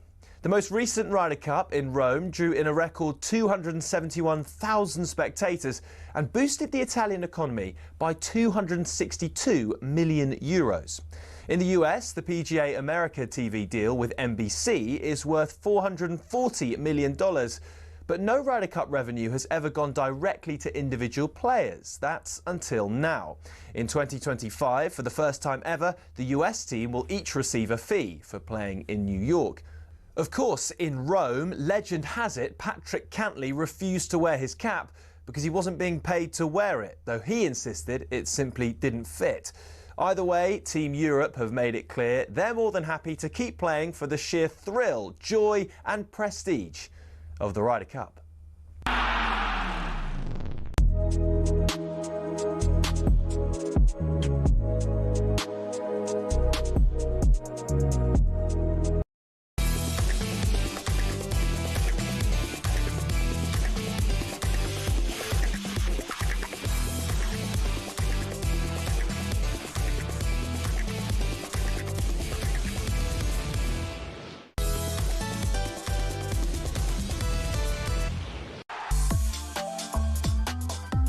Good evening and welcome to the Final Word Deja Vu Show with me, Majestic, and experienced Premier League manager, the gaffer, I like to call him, Alan Pardew.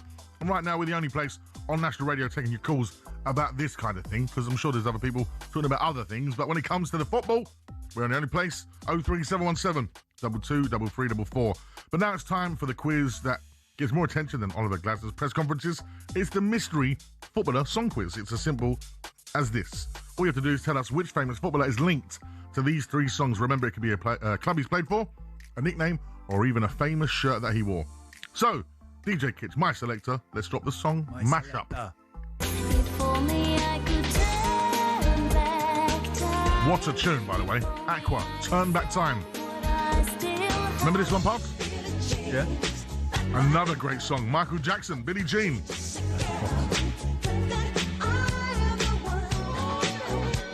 Moonwalking. Yeah, Grammys. I'll be lying right by your side. And George Ezra with Barcelona. Is he a London boy, George Ezra? Hertfordshire, actually. Hertfordshire? Yeah. Okay. Like him. Yeah. Talented lad. If you think you know the answer to the mystery football quiz with those clues, text us on 81089 or WhatsApp us for free on 03717 223344. Aqua, Turn Back Time, the first song on there. Do you know what film that was from? Gwyneth Paltrow was in it. No. Sliding Doors. Remember that film? Doors. Yeah, it's quite a good theme. To Yeah, a movie, really good idea. Yeah, good idea. Yeah. It was funny. Young Will Marriott, who works for me, big shout to Will. Is he bored with teeth? The blonde lad. Yeah, with the teeth. He looks like a comedian. Don't say that. I get the right time. He gets Rob Beckett. Rob Beckett. He's a ringer for him. He gets Rob Beckett. He's a better looking version of Rob Beckett, though. To be fair. He gets Claire Balding. Oh, no. He gets Anthony Gordon. Anthony Gordon? Yeah, he gets all sorts. You know what? People are jealous because he's a good-looking boy, young Will Marriott. But he's one of those people who's got two extra teeth. You know them people who got like big smiles. They got too many teeth. That's what he's got. He's got great teeth, old Will. He looks after them. But anyway, what else was I even speaking about? That was it. He goes to me the other day. Got an idea for a film. Somebody misses the train. Or something, basically. Oh, he'd sliding doors. Sliding doors. Yeah. He come out of it. Yeah, I was like, mate, that's sliding doors. He probably watched the movie when he was drunk and then woke up and thought, that's a great idea for a movie. He's from a generation that don't watch films. No, that's this true. youngsters, because of the attention span. In fairness, Will's a lot better than that, than a lot of most. But anyway, so we got a new gaffer, Pards. You know, the managerial round ago. I'm looking over into the gallery. There's somebody sitting in the hot seat. It's only Teddy Mundo. Well, look, let me tell you something, right? Sometimes you have highlights in your career, don't you? Yeah. And then you have some lowlights. I've got to tell you, having Ben Thatcher's son being a producer is a particular lowlight at the moment, unless he can perform some miracles here. Listen, I believe in him. I've already read that to him over the years. I put my hands around and go, listen, you can do a great job here, Shad. Someone said to me I'd be in this position, I would have said you're absolutely crazy, mate. You would have taken that job in Turkey. Right, let's turn our attention to a club Pards played for and managed, Crystal Palace. They are now 10 games without a win. After their defeat at Sunderland, and after the match, Oliver Glasner didn't hold back. Difficult result, difficult for me to accept, not because of the performance. I think 50-60 minutes performance was well. Yeah, then we had 15-20 minutes where we were under pressure, we conceded a goal. Players tried everything until the end. They're leaving the heart on the pitch, but we feel that we are being abandoned completely, and selling our captain one day before a Premier League game. No understanding. We're playing with 12-13 players from our original squad for weeks now, and then that makes it so tough to accept this defeat, because the players they gave everything, and we had no substitution. I was looking on the bench, just kids there, and that's how it is. That's, I think, why we are where we are. And if your heart gets torn out twice a season, one day before a game, so with Eze in summer and with your captain now, I've just completely no understanding.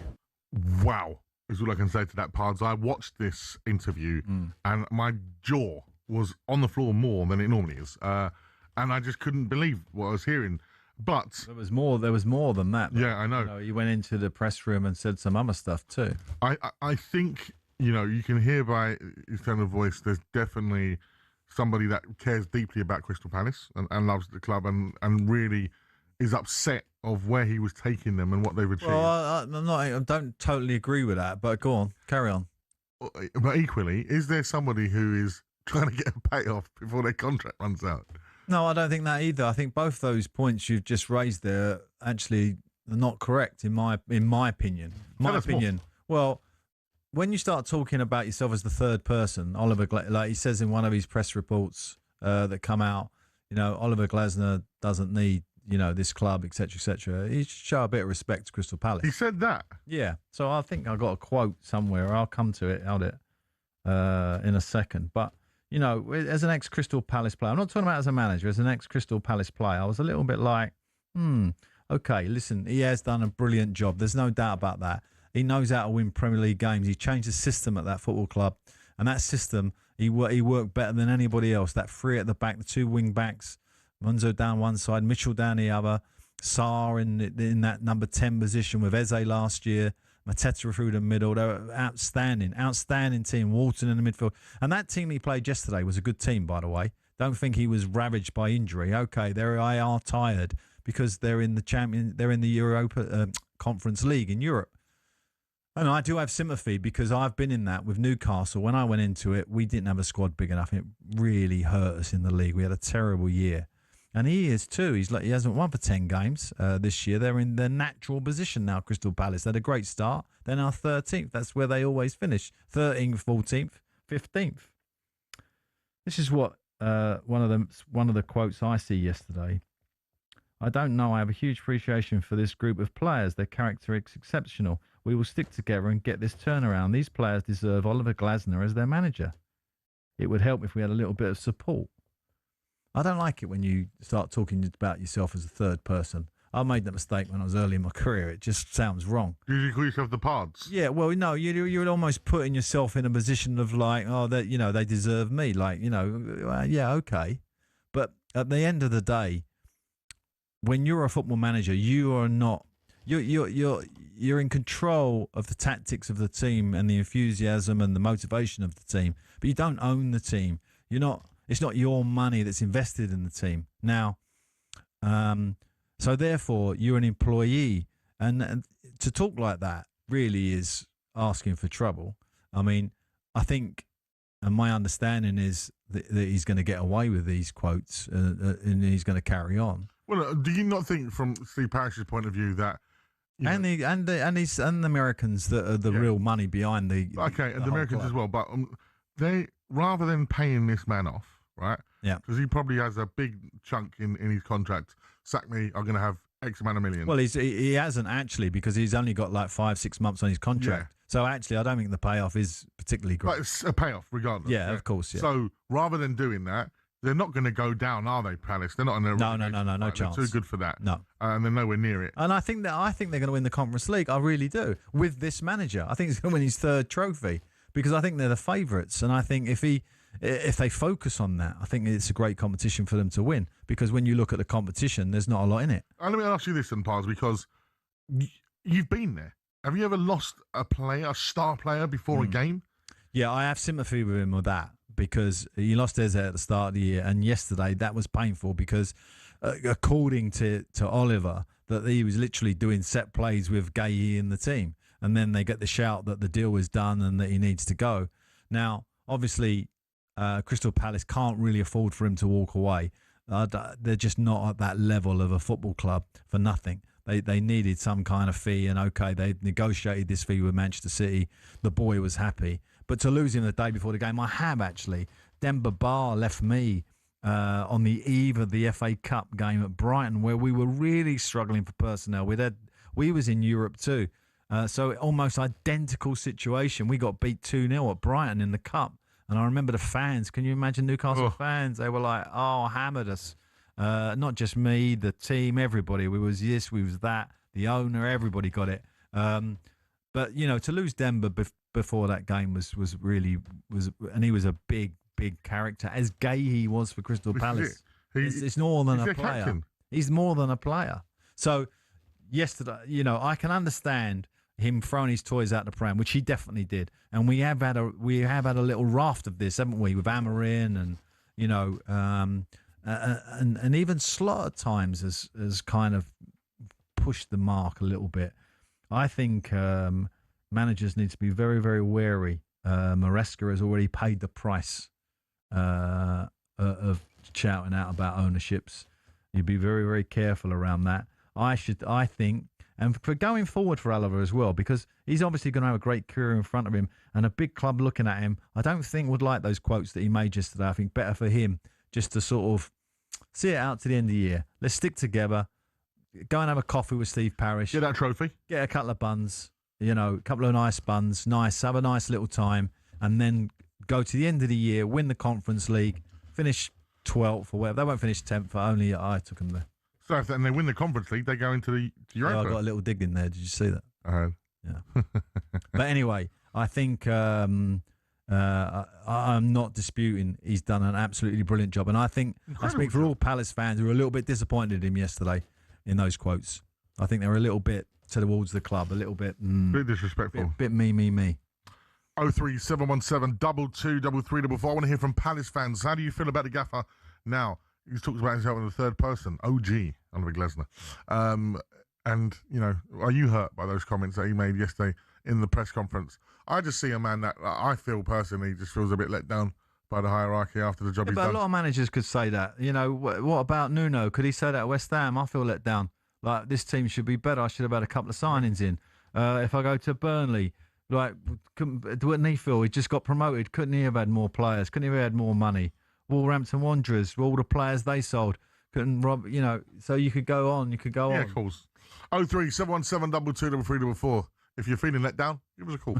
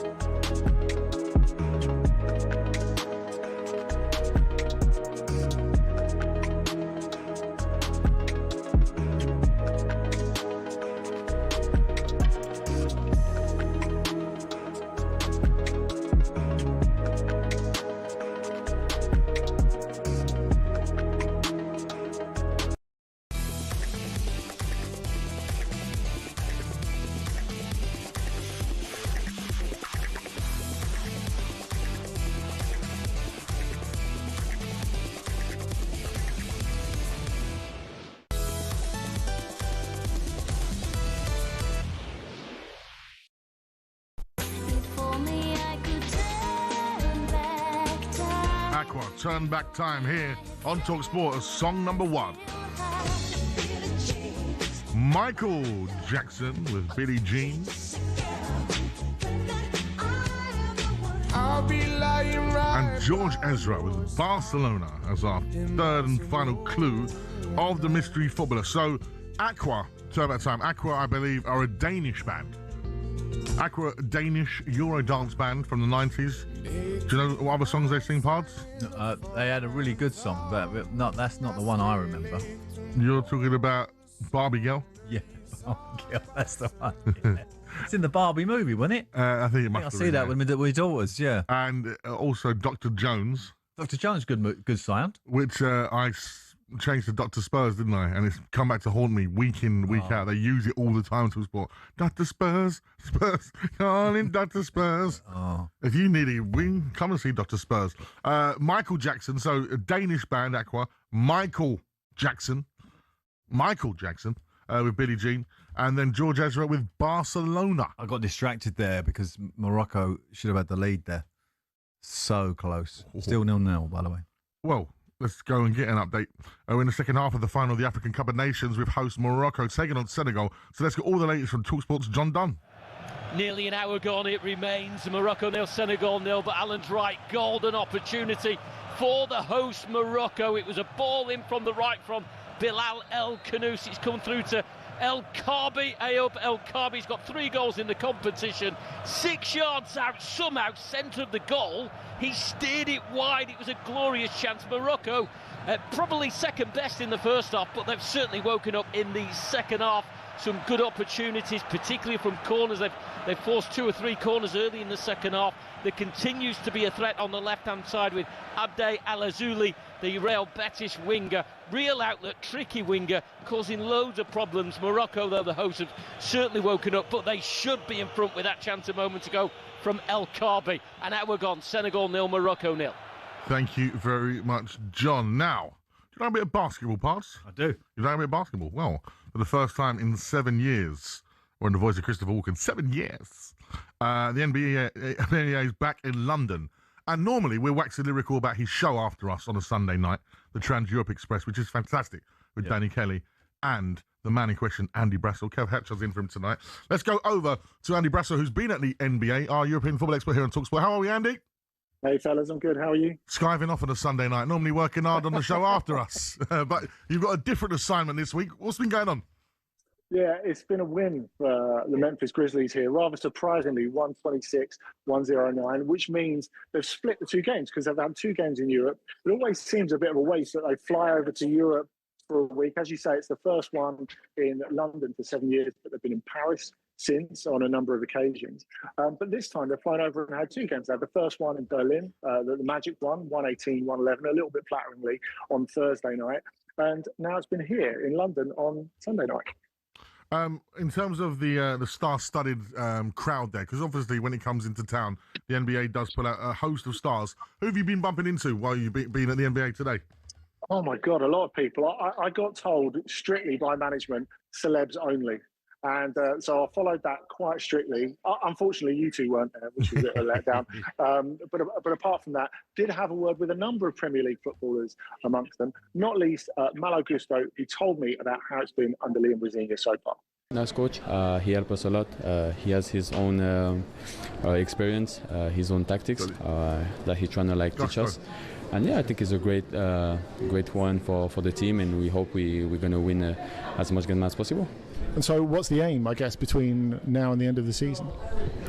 The most important, I think, is to keep building something, because we know he's a new coach, so of course it's new things to improve, to change. But I think it would be to finish top 4, and of course trying to win as much trophy as possible. And who else did you bump into while you were there, Brass? Well, you'll be noticing, Madge, that Malo Gusto was wearing glasses. It's often blindsides you a little bit when you see a footballer in spectacles. But you know what? You can only wear shades if you're top of the league. And that's exactly where William Saliba was. Yeah, of course. I mean, the World Cup is far. It's in 5 or 6 months. I have to be focused more in my club now. And yeah, of course, we want to win everything, and we'll give everything for that. Got the sunglasses on, the sharp fade. He's NBA ready there, isn't he? The Arsenal player there. Back to the NBA. Ja Morant surprisingly played today. What's the latest with him? Yeah, it's an interesting one, this match, because, this is a guy who was set to be one of the stars of the league, and he's only 26 now. But he's had loads of off-court trouble over the last couple of years, suspended by the NBA, one particularly long ban for posing with firearms online. And then he tore out his coach in a press conference earlier this season, and the team banned him for a game for, what did they call it, conduct detrimental to the franchise. So what they've been trying to do is trade him. And his form's fallen through the floor on the court as well. So really, you've got a problem, because a little bit like you have PSR in the Premier League, fellas, you've got a very, very restrictive collective bargaining agreement at the moment, and teams have to watch the pennies. So there aren't as many trades for superstars. And people don't want to bet the farm on Ja Morant because they don't think they can trust him. As well, he's been shooting 20% from 3 this season. Normally, if you're one of these stars, you're shooting at least 40% from 3. But he really showed up tonight. And do you know what? He'd been quite a grouchy presence, really, in Europe up to this point. He didn't want to answer any questions about his future, despite the fact they're trying to trade him in Berlin. But he showed up tonight, 24 points in 28 minutes, hit 3 out of 4 3-pointers as well, and really responded to the crowd. After his last one, he did a little dance on the court, a bit like you, Pards, at Wembley with Crystal Palace that time. Yeah, but listen, his dance wouldn't have been as good as mine. No, I'm not saying it was. Not for one single second. Maybe he was inspired by you. Listen, you know what? listen. Ja Morant, right? Detrimental to the franchise. Oliver Glasner, that's what he was yesterday. Detrimental to the Listen, just one question from me. This NBGA European League, right? The reason I'm interested in that is that going to get off the ground because I went to Aris FC as a manager for a short period. And one of the highlights was actually the basketball game, which they go mental over in Greece against Olympiacos. I thought it was a really good level. Is that gonna get going? Yeah, it is a really good level, Alan. And I think, funnily enough, you look at PAOK, who aren't one of the biggest teams, another team in Thessaloniki, of course. Correct. Who they have had a load of money poured into them recently. Patrick Beverley, former NBA player, has gone over there, so they've got a bit of clout. But it's interesting because the NBA think they can take the EuroLeague to the next level. Now, the EuroLeague aren't super happy about this because they've got a product that's been going for 26 years. It's quite similar to, I guess, what people found with the FIFA League in football. And really, they feel like the NBA are pitching up on their territory. Now, what happens is teams tend to have 10-year licenses, and some of those big teams have not signed their next license. So you look at Real Madrid, haven't signed again. Fenerbahce haven't signed again. It looks like Barcelona will sign again. But Asvel, who's Tony Parker's team based in Lyon, and we're talking about the possibility of franchises coming to London and Manchester as well, which potentially could let the UK close the gap to Europe over time. But as well as the fact they want to start it pretty soon and they've got no firm commitments yet, they're talking about October 2027. Also, the proposed fee to enter $500 million. So really, only the creme de la creme are going to be pitching up for that. It looks like you're at the legendary press room of the O2 Arena there, Brass. Oh, yeah. What was the atmosphere like in the O2 tonight? It was pretty good, actually. And funnily enough, in the past, it's not been amazing when you've had NBA at the O2 because it feels as if it's an event to be seen at, which is fine, of course, but not a lot of people have really seemed to follow the rules. They sort of cheer in the wrong places. But you had more hardcore fans in the building tonight, which is really, really nice to see, as well as the celebs, some of whom, obviously, are really into the basketball too. Brilliant stuff. Thank you very much. Andy Brassel there, who's normally on the Channel Express show after us tonight, but he's been at the NBA in London as the NBA is back for the first time in 7 years. And I used to watch Newcastle basketball team, which was very, very good, by the way. They were champions when I was there. Champions? Yeah. Yeah. They had a few guys from New York and won the league. So just to let you know that the North East can produce a bit of basketball too. Absolutely. 03717 22344 is the number to come up to give us a call. Coming up next, we're turning our attention to the title race as Arsenal and Man City. Huffed and puffed. Well, yeah, they dropped points. Well, they actually didn't drop points because they got a point gained, Arsenal, rather than dropping 2 points. Yeah, no, they dropped a couple of points and Manchester City dropped 3 points. And do you know what? Because we've got Teddy Bruckshot, I'm going to call him, in the chair tonight, his predecessor, producer Ross, I'm going to call him out. Live and I'm going to call him out on the franchise like Oliver Glasner. Because you know what it says in my running order? Oh, no. You ready for it? Go on. He wants to try and delete it quickly. Coming up next, we're turning our attention to the title race as Arsenal and Man City drop points, allowing Aston Villa to slip into second place. That's your own team. He already thought that Villa were beating Everton, that he wrote it in the script ahead of time that Villa was second. Ted's loving it. Ted's loving it. Well done, Ted. Steady pair of hands. Did Ted highlight it for you? Yeah, he did. He helped me out done, there. Ted. So don't read out that. It's bad. Yeah, well done, Ted. 03717 22344 is talkSPORT.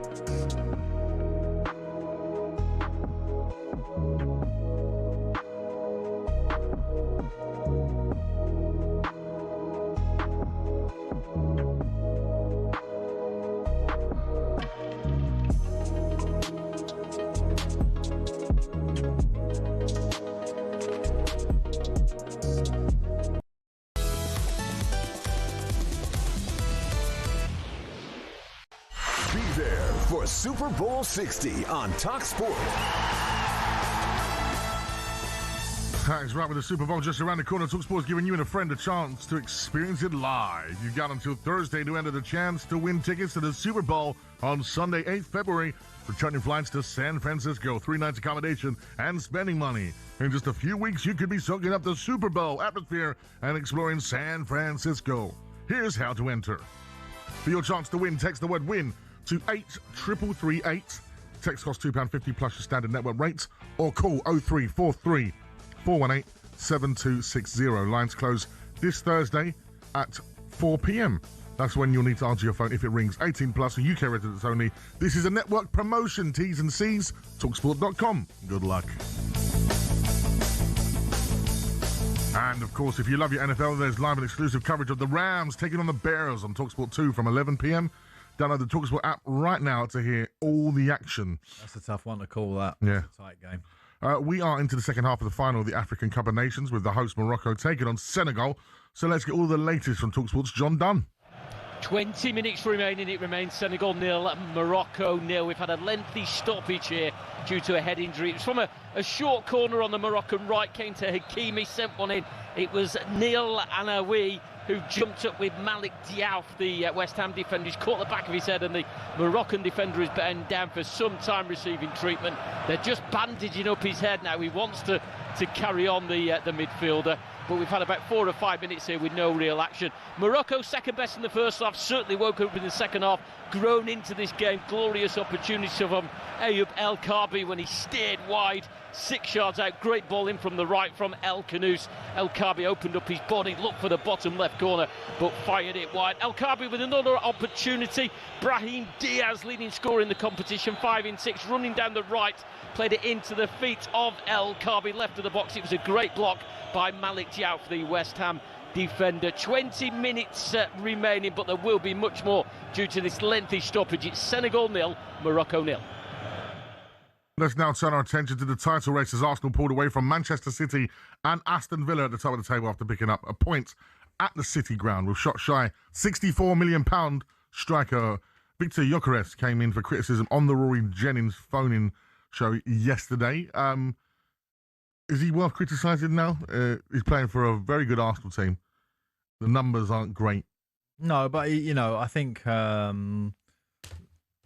he's added to the group. I mean, his work rate, his presence in the box has created a little bit of space here and there. I don't think he's going to be the number 9 going forward regularly, but he'll be in and out. He'll contribute. And I think he is contributing. Remember, we're talking about the best team actually in the Premier League and the best team in the Champions League at the moment. So it's a very, very high level he's trying to perform at. Of course, now with hindsight, with Villa losing, Manchester City losing, rather than 2 points lost, is it a point gained, Pards? Well, it is in terms of how the weekend's just panned out. So that's how then when you're trying to go for the title or you're trying to go for promotion, sometimes it does give you a little helping hand. And they've had that this weekend, and they'll be grateful for it. And obviously now it gives them a little bit of room to attack their games this week. And they've got some interesting games, haven't they? They have indeed. We just seen Saliba there at the NBA, shades on, looking cool. Yeah, on the haircut. I never really get that when you're indoors and people have got the shades on. Cool, I suppose if you're a pop star, it's okay. You can get, but footballer, I don't know. To look cool. Yeah, well, it just looks wrong, doesn't it? Does it? Look, I just think it looks a bit big, like you're giving it a big one. Sometimes it is hard when you're wearing shades indoors and it's dark. You're like, I can't really see. I mean, you must see it when you got your nightclub gigs and people are still wearing shades in the nightclub, aren't they? Shades on the decks. I've done it. Yeah. I've done it. Yeah, no, I can see that. It's a superstar look, isn't it? Yeah. You can get away with it. Sometimes, in fairness, you are a performer, sir. Yeah, and sometimes it is. Like, because there's so many bright lights on you. And actually, there's a reason for wearing sunglasses indoors. Well, you have got the spotlights. What they called the ABBA song. What they called that great big light. Oh. Yeah. No, I'll come back to that in a minute. Arsenal got Inter Milan on Tuesday. And then Manchester United next Sunday, which we will follow on from. Can't wait for that. I like this one. We said, gents, playing football, you can't actually drop points if you don't have them. That only applies if you're fined by the authorities. Playing the game, a team can only gain 3-1 or stay. Yeah, it's just getting technical on us. Don't get technical. We can't. We're going to get technical now about Manchester United finally, because they beat Manchester City 2-0. Michael Carrick's Man United side bullied Manchester City, it says here. Is Mark Gahey the answer for Man City's stumbling title race at the moment? Shoring out, getting Gahey in. Well, they're desperate for defenders, in terms of where they are. They found themselves with this position with like 2-3 centre-backs currently unavailable. And that back four they played at Manchester United yesterday just wasn't good enough, I'm afraid, for the level that they play at. And against the opposition they were up against, a rejuvenated Manchester United. It was great to see them back bullying teams at home, constant pressure, high line, trusting the two centre-backs to deal with it. And Maguire, who people think, okay, he's not particularly sharp in his pace, but he's got good pace. He can deal with a striker on his own, and Martinez obviously could. I was interested to see that. I thought that Martinez comments at the end of the game, did you see him gesturing to the crowd? Well, it wasn't to the crowd, it was to the pundits about, keep your mouth shut. Really? Yeah. I didn't see that. Because he had a bit of criticism that before the game that Haaland was going to bully him and deal with him, and he didn't. Obviously, he's a World Cup winner. You got to give him a bit of respect. They've dropped 9 points out of the last 12, Manchester City. They been a strange run, isn't it? Simply can't afford to drop any more points, can they? No. And strangely, also, is this Rodri situation where obviously he's a Ballon d'Or winner and he's come back and he looks very, very rusty. And they can't seem to get him going. And I think that's a real frustration, because I've had that myself. When you had a player out with a long injury, you really know he's got it. It's in there, but he needs so many games. It's very difficult to pick up the level. And at the moment, set a level, didn't he? Yeah. So he really set the bar. So he needs to get back to that level. He needs to get a couple of centre halves in. Gahey is definitely going to make a massive difference there. I would have played Ake at centre back yesterday. I think he made an error putting him at full back. I agree. He needed him through the middle. What do you think was so different about that Manchester United team yesterday? I like the way Michael set it up. Obviously it was free. It was four in midfield really, because they played with a 4-3-3, but the striker was more kind of linking the play. Fernandes was on top form. He was, wasn't he? And when he's in that mode, he's difficult to contain, and he can produce some great moments. But they were just better. The enthusiasm was through the roof, and I think the stadium was something the Spurs needs to like. Sometimes it sort of, it helps. Maybe, sometimes a stadium or a fan base would go, right, we're sick of the team. We're just going to go there and support them as best, loud. And I think Man United, because of the change of manager, did that. Yeah, I agree with that. Do you know what I mean? And maybe Spurs, even with the manager they got now, maybe just sort of get a rallying call round, and maybe you could start it, Madge. United are only 1 point off of Liverpool, who are fourth at the moment. Could they make the Champions League under Michael Carrick? Well, I said last week that I didn't think that the squad was good enough to get Champions League. Now, Chelsea, who have got a new manager themselves, another young Englishman, have started strangely under him, I thought, the 2 games that he's done. I think there's a chance now, after seeing that Michael, if he can keep that momentum, they have got a real chance. But and what we also know is that one of these teams, Arsenal, Manchester City, Aston Villa, Liverpool, Spurs, could win the Champions League, which means we get position 5 opening up. Yeah. So that's another route in. So it's possible. Manchester United fortunes definitely turning around under Michael Carrick in their first game underneath him, a massive game against City, and they win 2-0.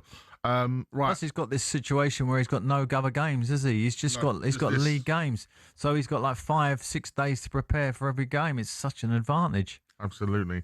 Aston Villa 0, Everton 1. In terms of the title race, are Aston Villa completely out of it? Well, when you look at their goal difference of 8, and they're 7 points away from Arsenal, it just doesn't have the signs that they're going to do it. I still think that goal difference tells you everything. Arsenal's is 26, and Manchester City, the nearest challengers are 24. I think it's out of those two. I think it's a two-horse race. That's my opinion. Yeah, it feels like Aston Villa just slowly dropping off. No, but they've had a great run. After a difficult start. I mean, they've done amazing to get there. And I still think that they could, there could be a trophy for them this year, but they're not winning the Premier League. Yeah, no, I agree with that. But I think for Villa's trajectory, the most important thing for them is try and win an FA Cup. The most important thing for them is to keep their manager. That's the most important thing. Because there's going to be a few queuing up for him. Yeah, he is pretty spectacular in what he's done. Tammy Abraham, of course. Would it make a difference if Villa signed him? Yeah, I've always liked him. He's kind of one of those strikers that's hit and miss at times, but he's a presence. He's a different as well. Yeah, he's different to what they've got, and I think that height, long throws now that are coming in the box. You need your striker to come back. You need a 6'3" striker to come back and defend, let alone attack set plays. So that will be an asset for them, I think. Absolutely. And we saw that Thomas Tuchel, the England boss, was at Villa today. Who do you think he was looking at? Like Morgan Rogers, for example. What did he learn about Morgan Rogers today? Well, he learned he can have an off day. Yeah. That's what I think he can. We know he's a great player and he's been absolutely exceptional. He actually still did some great things today. But the chances that he squandered and made the wrong decision, unfortunately for Aston Villa, was probably the first time for a few weeks. I mean, the boy that really stood out today was obviously Everton's Garner, who was terrific. Yeah, I was going to mention him. What do you think Tuchel would have learned from... Well, unfortunately for Garner, we've got this, wealth of talent in there where we're really struggling to pick a central midfield out of Anderson, Bellingham, Rogers, Palmer. Wow, it's going to be tough, but he certainly showed today that he's in that company. There's a big week of Champions League action live on talkSPORT this week with Liverpool, Spurs, Arsenal and Man City all in action. Check out our website, talksport.com, for more information. Coming up next, before we hand the baton over to Danny Kenny, we reveal who the mystery footballer was and look ahead to those Champions League games. That's next on The Final Word.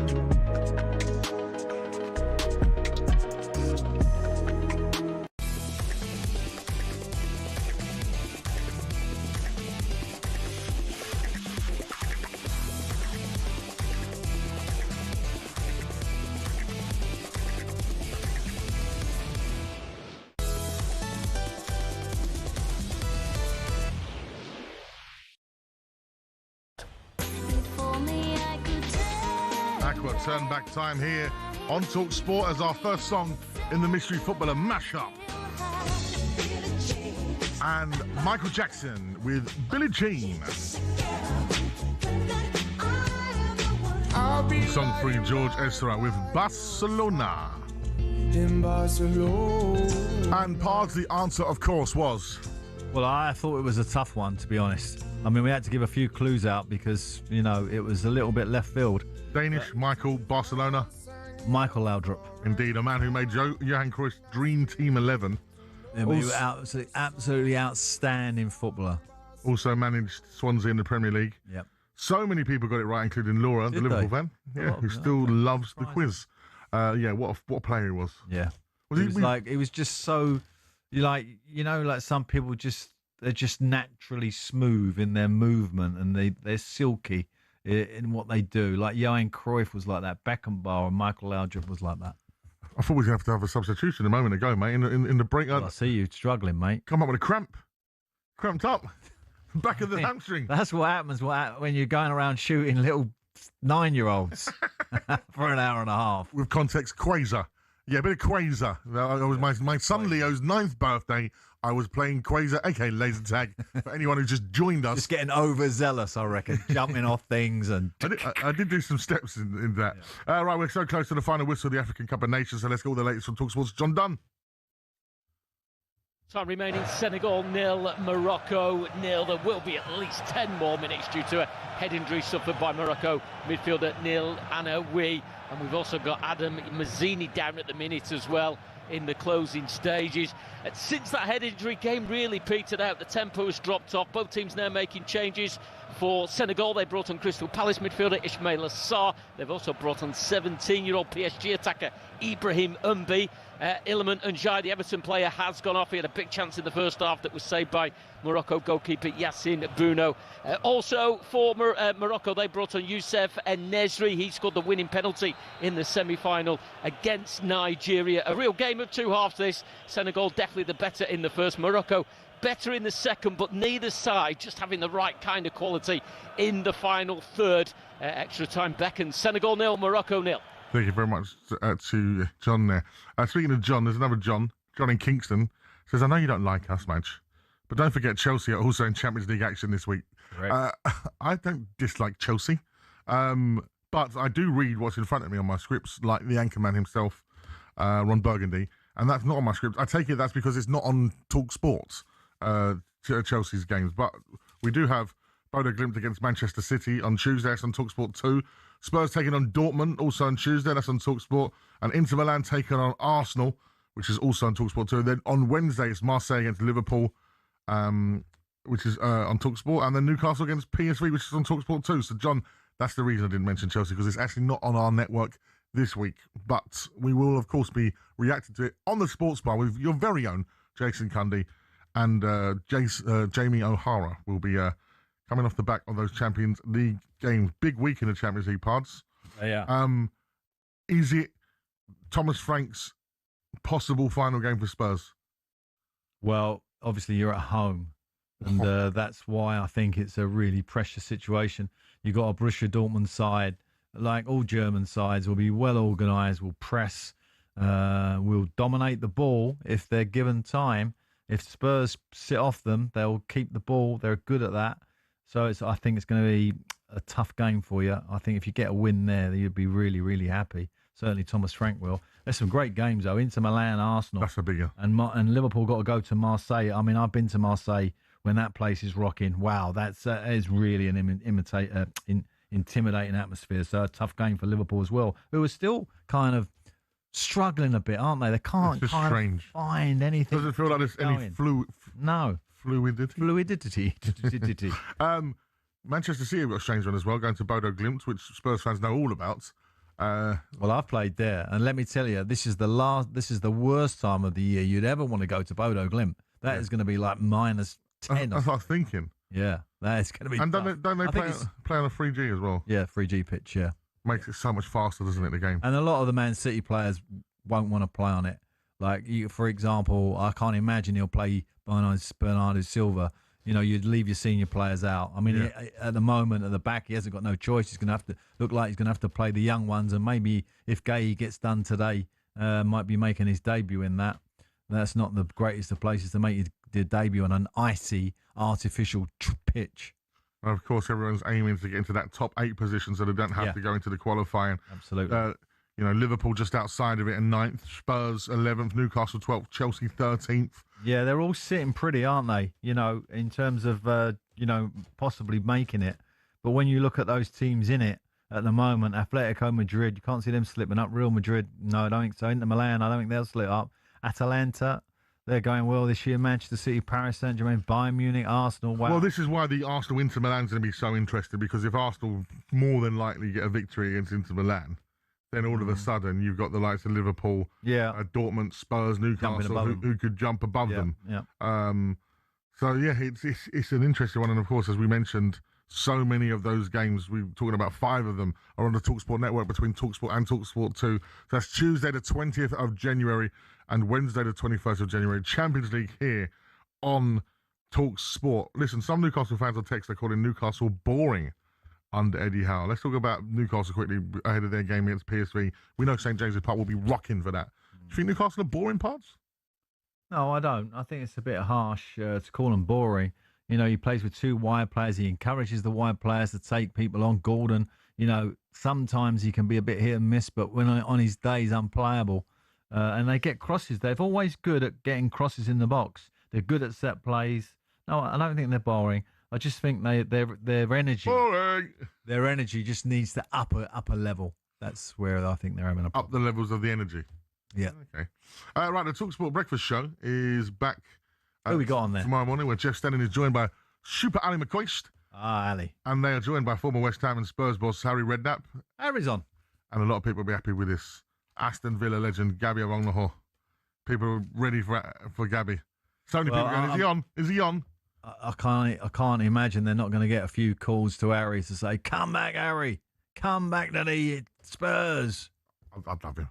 But if you need some music in your life, swipe across on the talkSPORT app to Virgin Radio for the Breakfast Show with Chris Evans. The Final Word returns next Sunday. But next up is one of the best shows on radio as the brilliant Danny Kelly brings you the Trans-Europe Express right here on talkSPORT. But from me, Majestic, and him, Pards, it's a very good night. Good night.